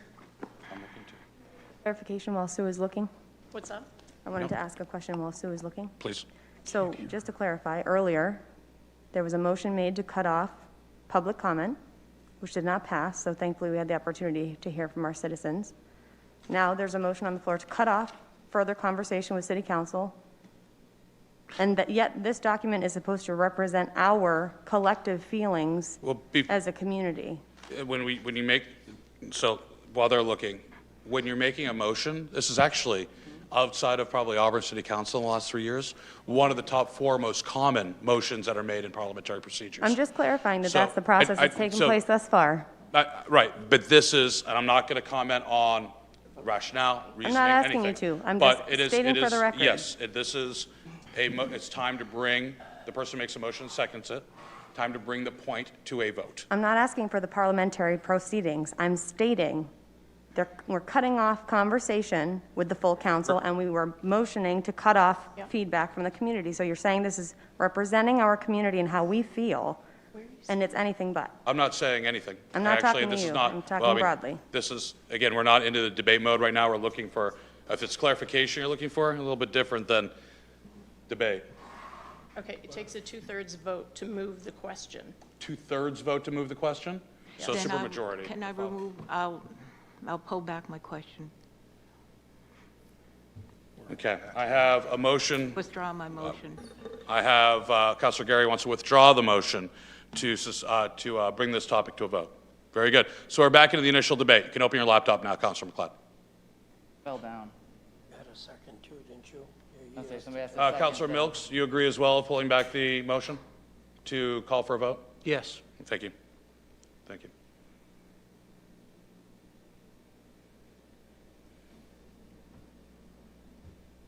Come on, it's dying. Tim's computer slipped. Dying. Hold on, it's coming up, it's coming up. Okay, There we go. All right, I'm ready. I have, forced, I make a motion to strike whereas Auburn citizens are being forced to adhere to state. I'm sorry, please. I'm sorry. Could you just please give me the paragraph count? Oh, I would. 1, 2, 3, 4, 5, 6, 8. It would be 8. Starts with whereas Auburn citizens. Yes. Strike to remove that entire paragraph. Is it unfactual? The paragraph? Statement, correct? Do we need to provide that rationale? It'd be helpful if there was a justification as unfactual. Sure, I don't feel that we're being forced to adhere to the Very state good. Do I have a provisions and second? precautions. Second. I have a motion to strike the following paragraph. Auburn area citizens are being forced to adhere to the state's provisions and precautions while protesters are given total freedom to disregard state requirements. Do I have any debate? Any comment on this? I'm going to ask for a vote. All those in favor of striking that paragraph, please raise your hand. Opposed? The paragraph is stricken. I have one more motion just to remove our names from the bottom, just because I've never seen a resolve that looks like that. I'm sorry, can you repeat that? I don't think. Is that, does Remove that our matter? names from the bottom. Not been on previous resolves. Our names are listed out on the very bottom. Oh, I It's a see. communication. If it's a communication, though.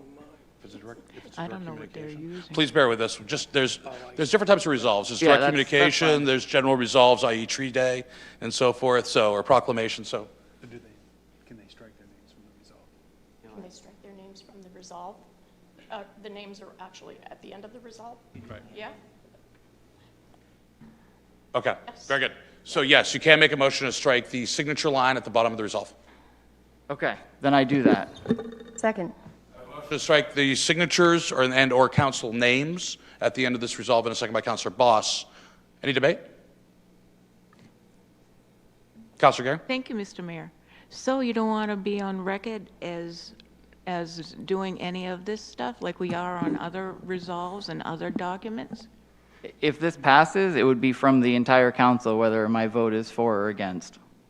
But having individual names would imply that all of us unanimously voted for it. No, it just means those that sign it have voted for it. You don't have to if you don't agree to something. Other resolves and other things we have, I've not signed my name to things. Just to clarify, there's precedence on certain resolves and orders that councilors refuse to sign even though it has passed. So what she's saying is not incorrect. It's not factually incorrect. But we do have a motion on the floor to eliminate the signature portion of the resolve. Is there any other conversation or debate? None? I'm going to ask for a vote. Roll call vote, please. I'd like to ask the clerk for roll call. Call the roll. Councillor Milks? Yes. Councillor Walker? No. Councillor Gary? No. Councillor Carrier? Yes. Councillor McLeod? Yes. Councillor Lasagna? Yes. Councillor Boss? Yes. That was for the amendment. Can I change my vote? Yes, we have not that called was it the yet. amendment. I'm sorry. Okay, I'm sorry, the amendment passes by a vote of 4-3. Was it 5-2?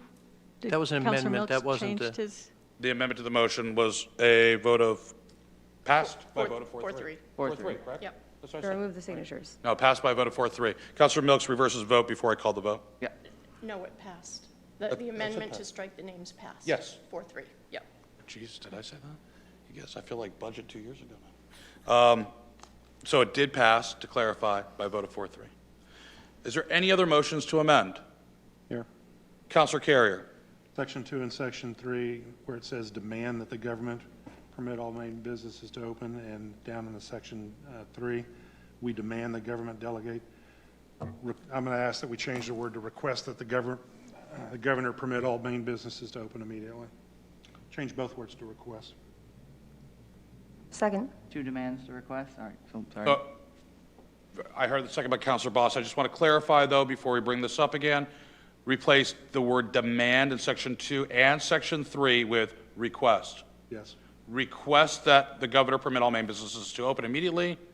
Section 3 would be, we request that Governor Mills delegate reopening decisions to municipalities. Correct. Thank you. With a second by Councilor Boss, still agreed? Yes. Very good. Bring this up for a debate. Comment?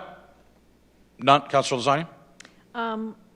In that Section 3, it says that allowing them to review the municipal, county, and authorities to review and decide on accepting business reopening plans. I would want to strike that part as well. Sorry, we have a motion on the floor right now, and it's been seconded. So that would be a secondary motion, or another motion, excuse me. So I have a motion on the floor. Is there any debate about that motion? Again, replacing the word demand in Section 2 and Section 3 with request. None being, I'll ask for a vote. All those in favor? Opposed? Motion passes by a vote of 5-2. I'd like to make a motion. Under the fourth paragraph, whereas the goal of flattening the curve and keeping the Maine healthcare system from being overwhelmed has long ago been met, I'd like to strike has long ago been met and replace with has been met to date. I'm sorry, please repeat where's that paragraph? Fourth paragraph from the beginning of the resolution. Whereas the goal of flattening the curve and keeping the Maine healthcare system from being overwhelmed has long ago been met. This is not a stagnant statistic. So the goal of flattening the curve and keeping Maine healthcare system Has been met to date. Has been met for the time being, Currently? or is currently being met Has been met to date. to date. I have a motion, Councilor Boss, for wordage change on the fourth paragraph, keeping the Maine healthcare system from being, has been met to date. Second. Second paragraph, I'm sorry. That was Councilor Lasagna, second. Oh, second. Okay, any debate? Questions, comments? No? I'll ask for a vote. All those in favor of the the amendment with regards to language, please raise your hand. Passes unanimously, 7-0. As for a last call, before I bring this to a vote, any other amendments or motions? Councilor Zania. Thank you. On section 3, I'd like to amend where it says, we demand, I'm sorry, with the change, that Governor Mills delegate reopening decisions to municipal and county authorities. I would want to strike delegate reopening decisions to municipal, counties, and authorities, but allow them to review and decide on accepting businesses' reopening plans. Do you I'm want sorry, me to please, say that again? I'm on section 3. Could you please state your proposed language again? It's the second line, that Governor Mills, it says currently, delegates reopening decisions to municipal and county authorities, and instead have it that Governor Mills allow them, municipal, counties, and authorities to review and decide on accepting businesses' reopening plans. So change the word from delegate to allow? It's taking out delegate reopening decisions to municipal and county authorities. Oh, and just striking that whole sentence. That portion part of that sentence. Governor Mills allowing them to, But allow them to review and decide on accepting businesses' reopening plans. but them refers to? Okay. Language doesn't make sense. Please read the paragraph as you would like to see it. I'll say after, I can't remember whether we said we replaced demand, Yes. but from moving forward, that Governor Mills Request. allows municipal and county authorities to review and decide on accepting businesses' reopening plans. I want to remove where she I dealt. know, just please, just so we can, just that is how you want it to be Yes. worded? I don't see any. Do you have a second to that? I'm trying to read it. Yeah, and I'll state that, I'm not sure if that changes anything. I'm not seeing a fundamental change here. What I'd like to change is that Governor Mills delegates reopening decisions to municipal and county authorities. I think the reopening decisions are up to the governor. And leaving it reviewing and accepting reopening plans? So that the local authorities can review and accept reopening plans. Well, that just so basically what you're doing is adding verbiage here that nullifies the entire document.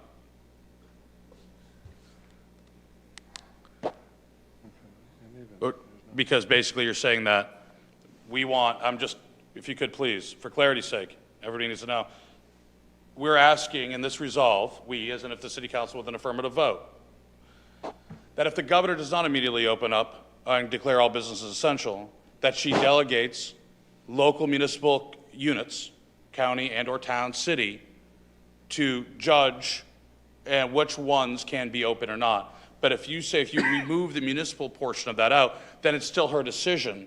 So there is no change. Can I ask a clarifying question? Please. Did Governor Mills not stop using the term essential? Isn't it not part of the language that they're using when we're talking about business anymore? So isn't this also moot, or at least not accurate? No, she still uses essential. There's still essential and non-essential with regards to businesses. It's part of her Stay Safer at Home plan. So, again, I'll leave as is. okay. I And I don't retract want to be my difficult, motion. but I'm just trying to, because a substantial change that changes the actual tone of the resolution or nullifies it, that's something that I think everybody needs to know, because you could nullify it through an affirmative vote and then pass a resolution that self-nullifies. I'd like to make a motion Yes. directly above. Just. Oh, sorry, so there was a motion, but no withdraw second. my motion. Okay. Thank you. Correct. Just want Thank to make you. sure. Councilor Boss? Directly above, now therefore be it resolved, the whereas section directly above that, where it says reductions in revenue will necessitate the Auburn City Council deciding which services can continue and which must be eliminated. I think this sounds coercive. I think it's saying we have to open business or else we won't have enough money to offer essential services. I move to strike that whole section. Second. We already talked about budget shortfalls. We don't need to encourage people to open so that we can take tax money or else. We have a motion on the floor to strike the paragraph. The City of Auburn already has seen a loss of revenue over the past few weeks due to the shutdown, and we now anticipate a significant revenue decline over the coming months from business damaged or crippled by the forced closings. I have a motion on the floor to... That was not the section that I'm suggesting that we remove. I'm sorry? That's not the section that I'm I suggesting. thought you we wanted the remove. entire section removed. That's what I heard. If I said section, I apologize. I'm asking to remove the whereas reductions in revenue will necessitate the Auburn City Council deciding which services can continue and which must be eliminated while preserving public safety as we meet our budget obligations. It's the one right above now there. That's why we need, okay. Yeah.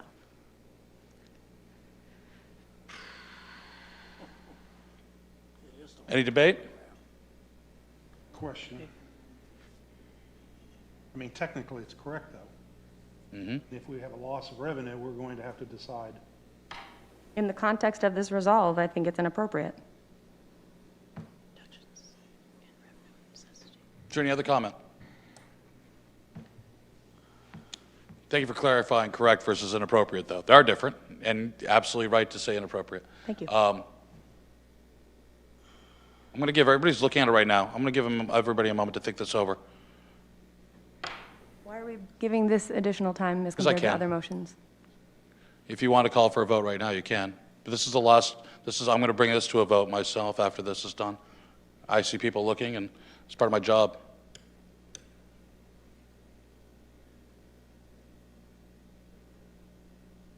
Councilor Carrier, Councilor McLeod? Yep, I'm good, thank you. I just wanted to read the stuff preceding Yeah, it. that's very good. Councilor Carrier, are you all set now? Yes. Okay, I'm going to ask for a vote on this motion to amend. Had a second? I second. Yeah, we have a second. Motion to amend. All those in favor of striking that paragraph, that section, excuse me? Opposed? Motion fails by a vote of 4-3. Okay. I'm now going to ask the clerk for a roll call vote on the motion as amended. One moment. Okay, sorry. There's a lot of amendments there. Okay. Counselor Milks. Yes. Counselor Walker. Yes. Counselor Gary. Yes. Counselor Carrier. Yes. Counselor McLeod. No. Counselor Lasagna. No. Counselor Boss. No. The resolve passes by a vote of 4-3, as amended.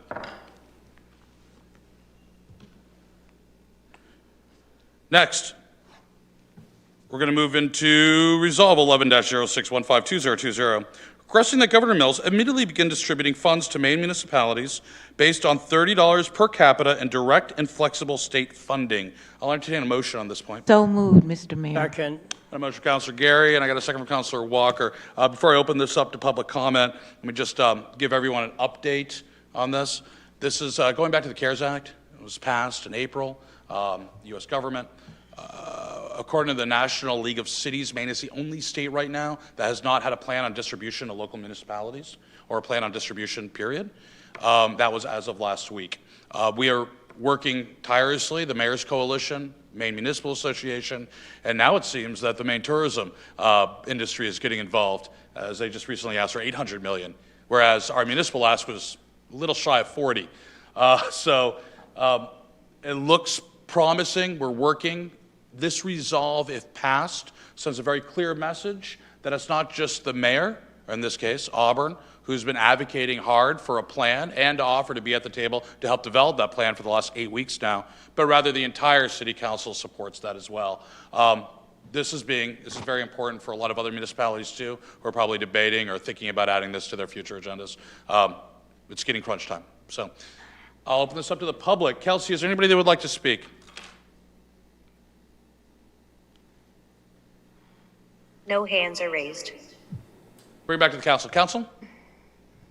Councilor Lasagna?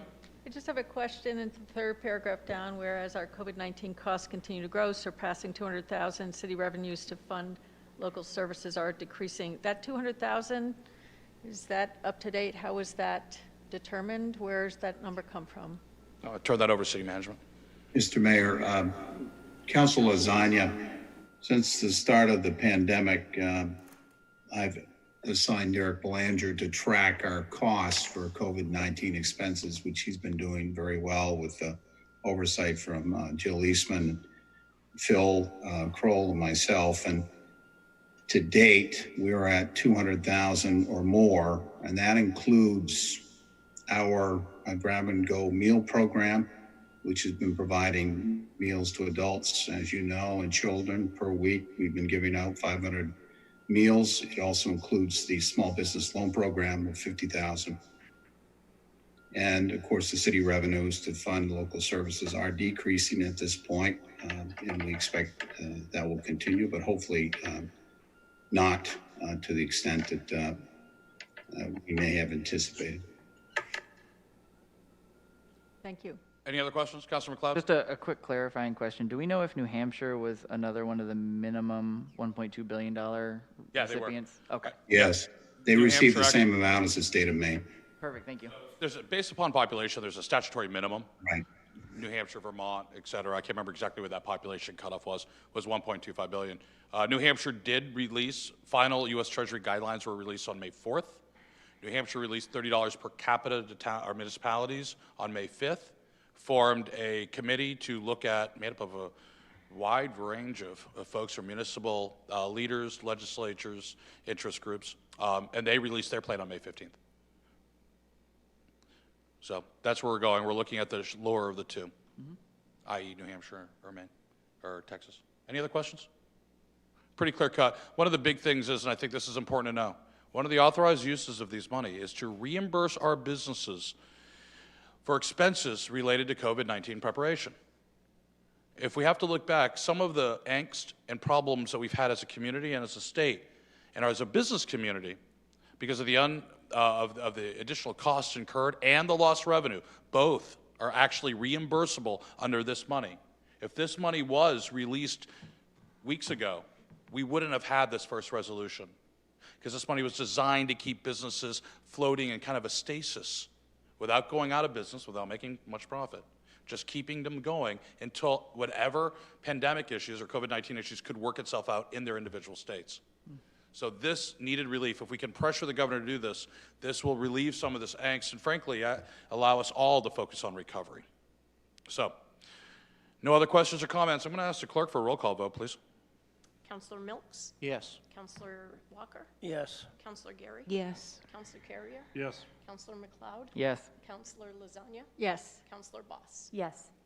Very good. The result passes by a vote of 7-0.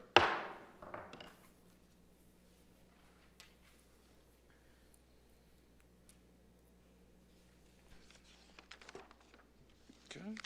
Reports. Well, I've got a lot to report tonight. The first thing is I'd like to report on is just an update on our city manager. I've been reviewing his last 3 years of performance, even prior to me becoming mayor.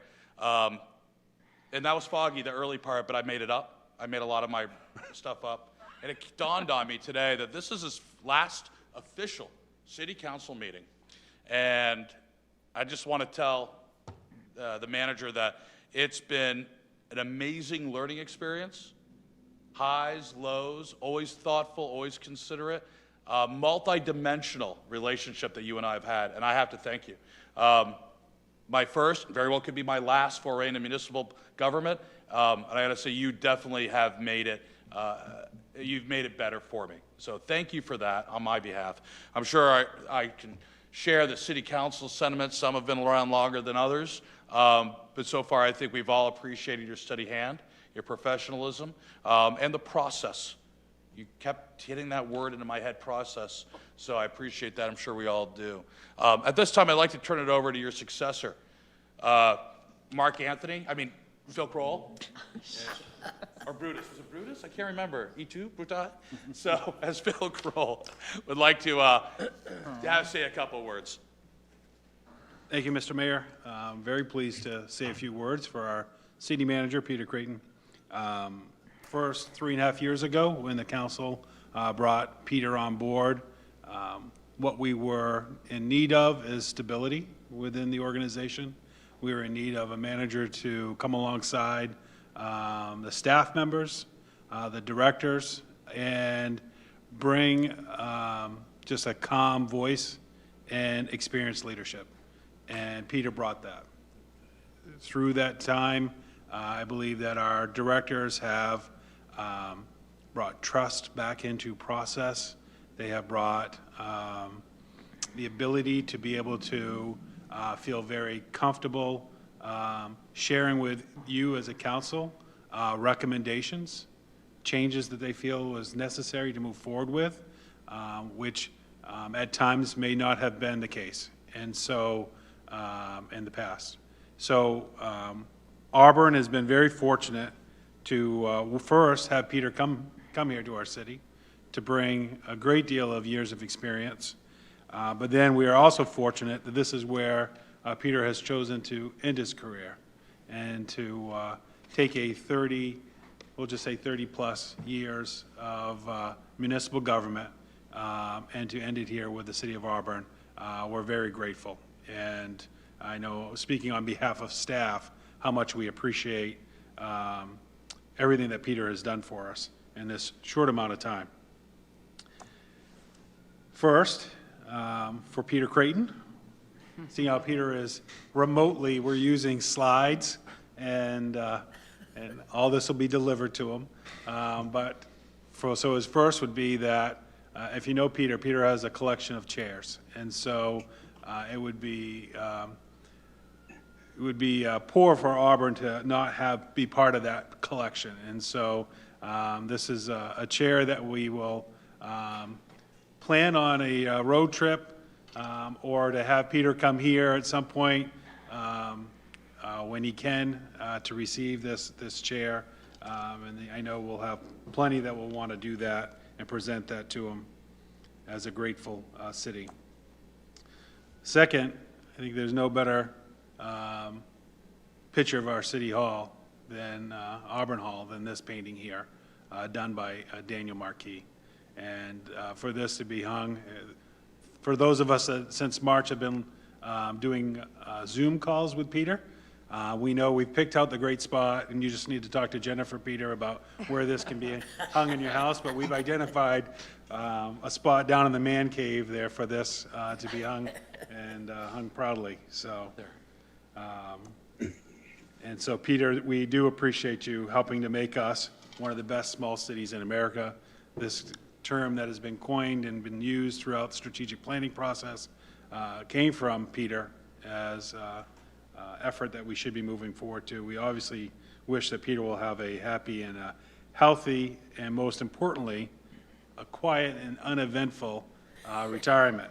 If you know Peter, every council meeting, it is he rallies the troops and says, let's have a boring and uneventful council meeting, is always his goal.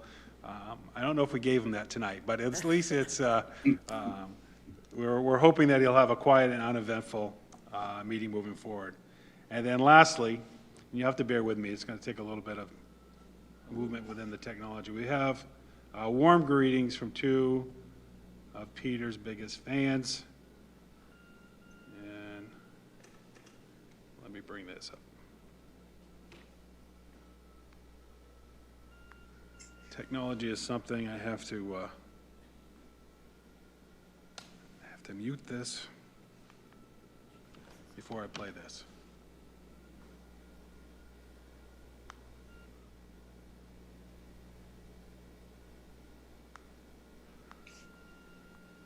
Stand by, Peter.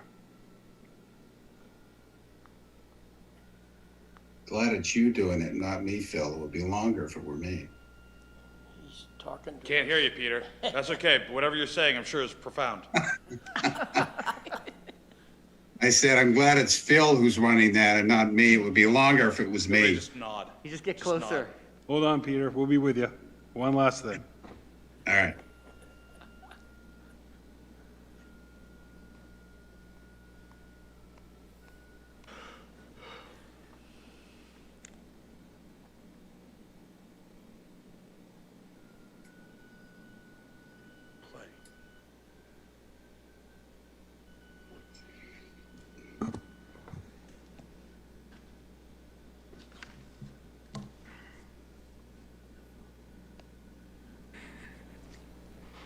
Stand by.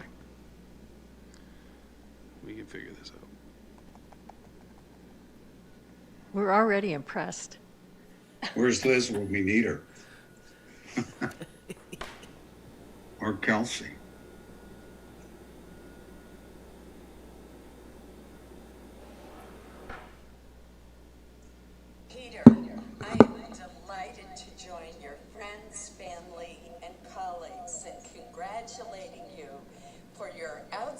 in service to the people of Auburn.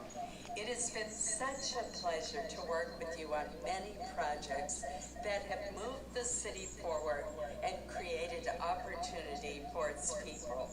Your energy and commitment are remarkable. But hey, I'd expect nothing less from a fellow native of Aroostook County. From your hometown of Mars Hill to Lewiston to Cumberland County and to here in Auburn, you have set a standard for effective and responsive leadership. Thank you for all that you've done. I wish you the very best in the years ahead. And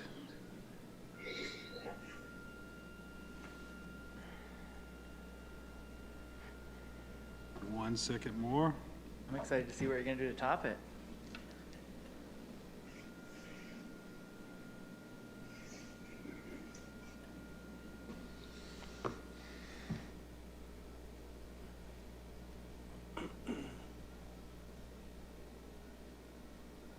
We honestly did try to figure out how to do this more smoothly, but there was no way. So this is how it has to be.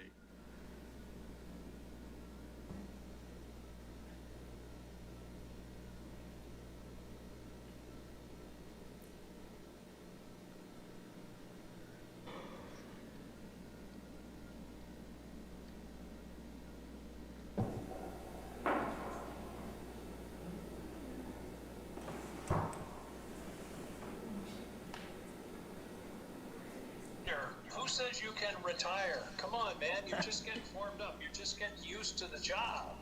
Actually, no, you've really done a fabulous job. It's a great opportunity and an honor for me to be able to thank you. To tell you the truth, I think being a city manager or a town manager in Maine is about the toughest political job there is.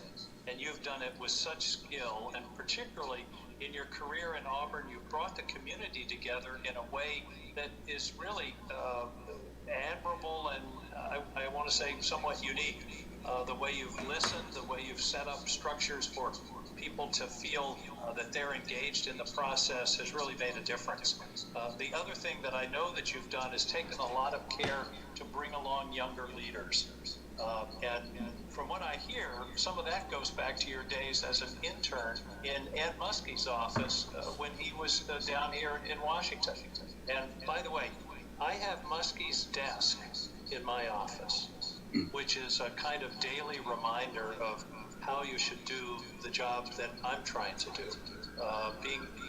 Having that great man's desk right there, sort of admonishing me from time to time, is an important part of the work that I'm doing. But Peter, I just want to compliment you again and thank you and congratulate you. I know you're going to have a great retirement.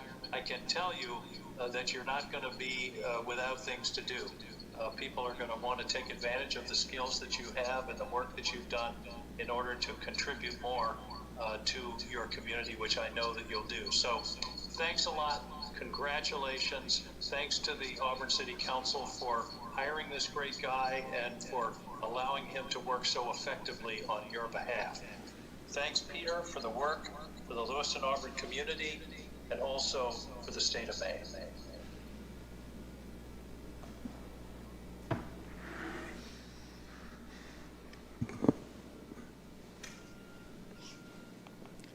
I would just add that Senator Collins had a flag flown over the Capitol and to commemorate your retirement, and that will be delivered as well to you. So I think we'll have a big team that might do a drive-by in Wyndham and drop everything off for you, Peter.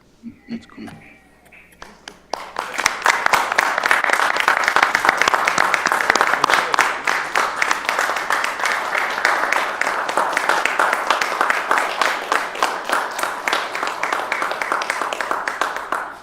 Clap to right Peter or left Peter? Peter, you have anything to say? You know, I'm usually not someone who is without words. Thank you very, very much. I am surprised. I didn't know this was going to happen. I wasn't expecting it. It has been a privilege and an honor to work for the City of Auburn and to work with all of you. I really do love local government. The meeting tonight at times was challenging, but I really admire and appreciate the way that all of you worked through that discussion on the resolution regarding businesses. The City Council with the mayor are very important to the future of the city, and the work that you're doing now really is extremely important. I believe that the City of Auburn is moving in a positive direction. I really have enjoyed working with Phil. Phil is going to be an outstanding city manager. And with the assistant city manager coming on board and the leadership team that the city has, along with all of the staff, with the Team Auburn that exists, the City of Auburn is poised to really move forward and do some great things. I'm excited about what I'm seeing. This pandemic has been really challenging and difficult, and I know you all know that. It has been hard for me to not be there. You know that my wife has been going through surgery, so I haven't been able to be there, but the team in Auburn has enabled me to still be able to do my job with your support and your trust and confidence.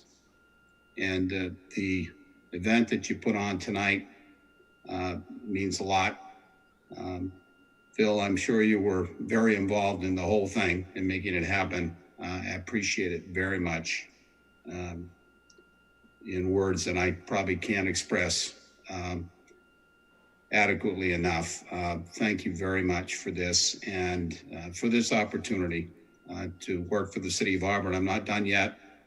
My retirement's July 1st, so we still have work to do.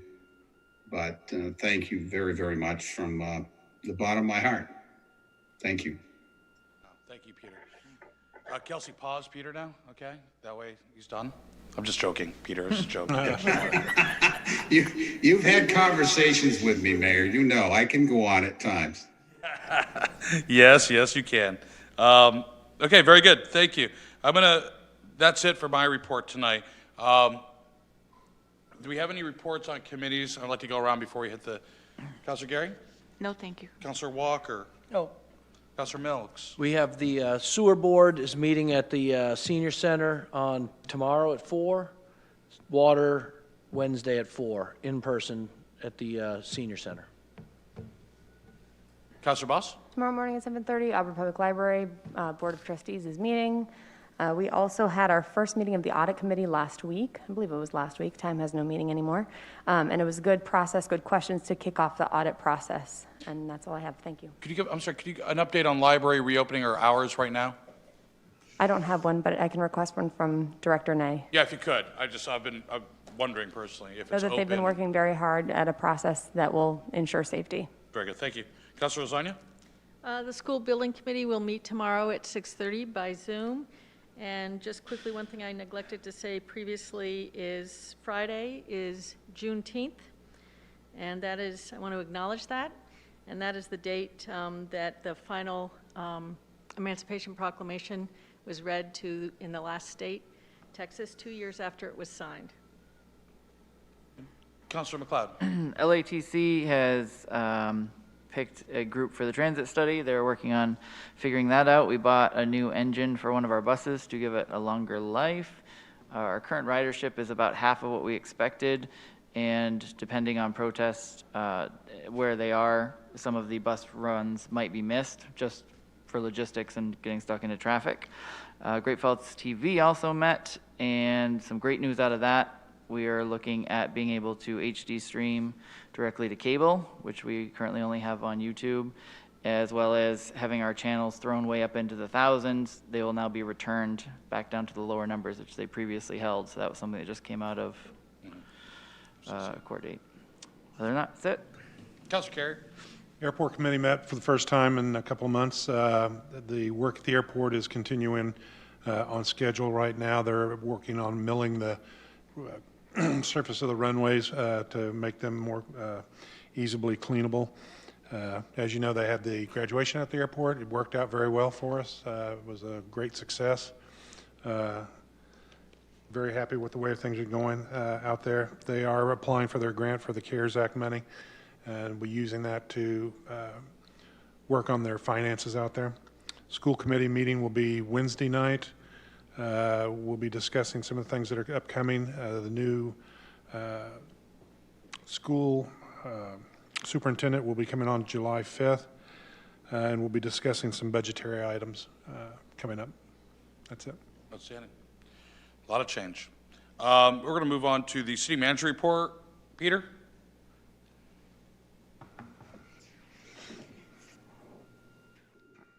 I think what I'd like to do is just say that all of you have a really important role to play. I think you know that.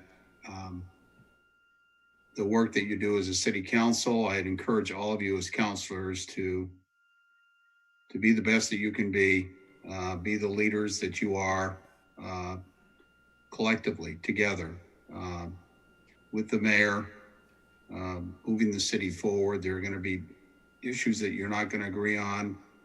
Find a way to be able to discuss those by choosing the right words so that you can move forward and you can make Auburn even a greater city than it is now. Phil will need your support as a city manager and the assistant city manager as well. You have a strong group of department heads and division heads and a strong staff with Team Auburn. The city manager's office has a great group. I've been very fortunate to work with Jody Dorisco and Kelsey Earl and Liz Allen, and of course Phil has been wonderful. You have a lot of positive things that are going on, and you have a lot more strengths than you do weaknesses, and build on those strengths. You have adopted a budget that I think enables the city to do many things. It's also going to be a challenge. The work that you're doing with the downtown, I think is absolutely the right thing to do. You've got a good economic community development team. They are going to be challenged to try and meet your expectations, support them, encourage them, help them to be able to do that. Don't expect miracles overnight, but you're moving in the right direction. The other things that are in the budget that are so important to the city range from improvement in the communications area with Liz Allen's leadership, looking at the public safety building, doing the work that you're doing in terms of infrastructure, moving the city forward, the strategic planning, the comprehensive planning that's going to come up. There's a lot on your plate and on Phil's plate as city manager, but with the leadership team that Phil has, with your support, your leadership, I'm entirely confident that you're going to get there. And I look forward to seeing the continued success of the city. Thank you. Very good. Thank you. We're going to move on to the finance report. Ms. Eastman? Yes, thank you. You have the May report in front of you, and during the April report, we were a little behind and wondering where we were going to be in May. And I want to point out a couple of things. The revenue sharing, we're actually at 105% of our total for the year, and we have one more month. So that's good news. Property tax collection, as of right now, is at 99%, which is higher than last year. We were at 98.24 last year. So that's also a good thing. The excise tax is a little below, but I believe that we will catch up by the end of the month of this month. And one of the things that the auditors are going to allow this year because of COVID-19 is for us to track July and August revenue that really belongs in FY 20. So it would be registrations that expired prior to June 30 that we're registering, and we will be able to count that revenue against this fiscal year where it belongs. So my staff is prepared to do that, so that's a good thing. So I think, and on the expense side, we're actually a little bit below where we were last year at this time, which I would expect since we asked people to eliminate expenditures that they really didn't need to do. If they need it to do their job, they're allowed to buy it, but if it's discretionary type stuff that they can do without for now, we've asked them to do that, and they have been very good with that. So, and then you have the other ones that I give you. And I don't know if I mentioned last month that we did receive $32,000 for CARES Act money for the ambulance. So our EMS is above where we were last year as well. So, That was the FEMA bucket, correct? yes, it was part of that. So there are many buckets in the CARES Act. The resolution is just about the state, local allocation of the 1.25. That was not direct to Norman municipalities. We have set up a separate account to track all COVID-related expenditures. So, and Derek, along with Rita Beaudry, are monitoring that and preparing to fill out those forms when it's time. So they're keeping track of all of that. Jill, do you recommend, or do you have any idea how we're going to finish the fiscal year here on June 30th with regards to expenditures? I think we'll be all right. I really hate to, jump the gun yet because I don't know what's going to happen the rest of the month, but it looks like we're going to be under the total budget, so. Under the total? Yeah. Okay. So the delta between the total allotted will be flowing into the fund balance, correct? Yes. Yeah. Is there any other questions? No? This is a finance report. I'll entertain a motion to accept and place on file the 2020 the May 2020 monthly finance report. So moved. Second. I got a motion for Councilor Maddox, second for Councilor McLeod. Ask for a roll call vote, please. Or actually, I can do this. All in favor, please raise your hand. Okay.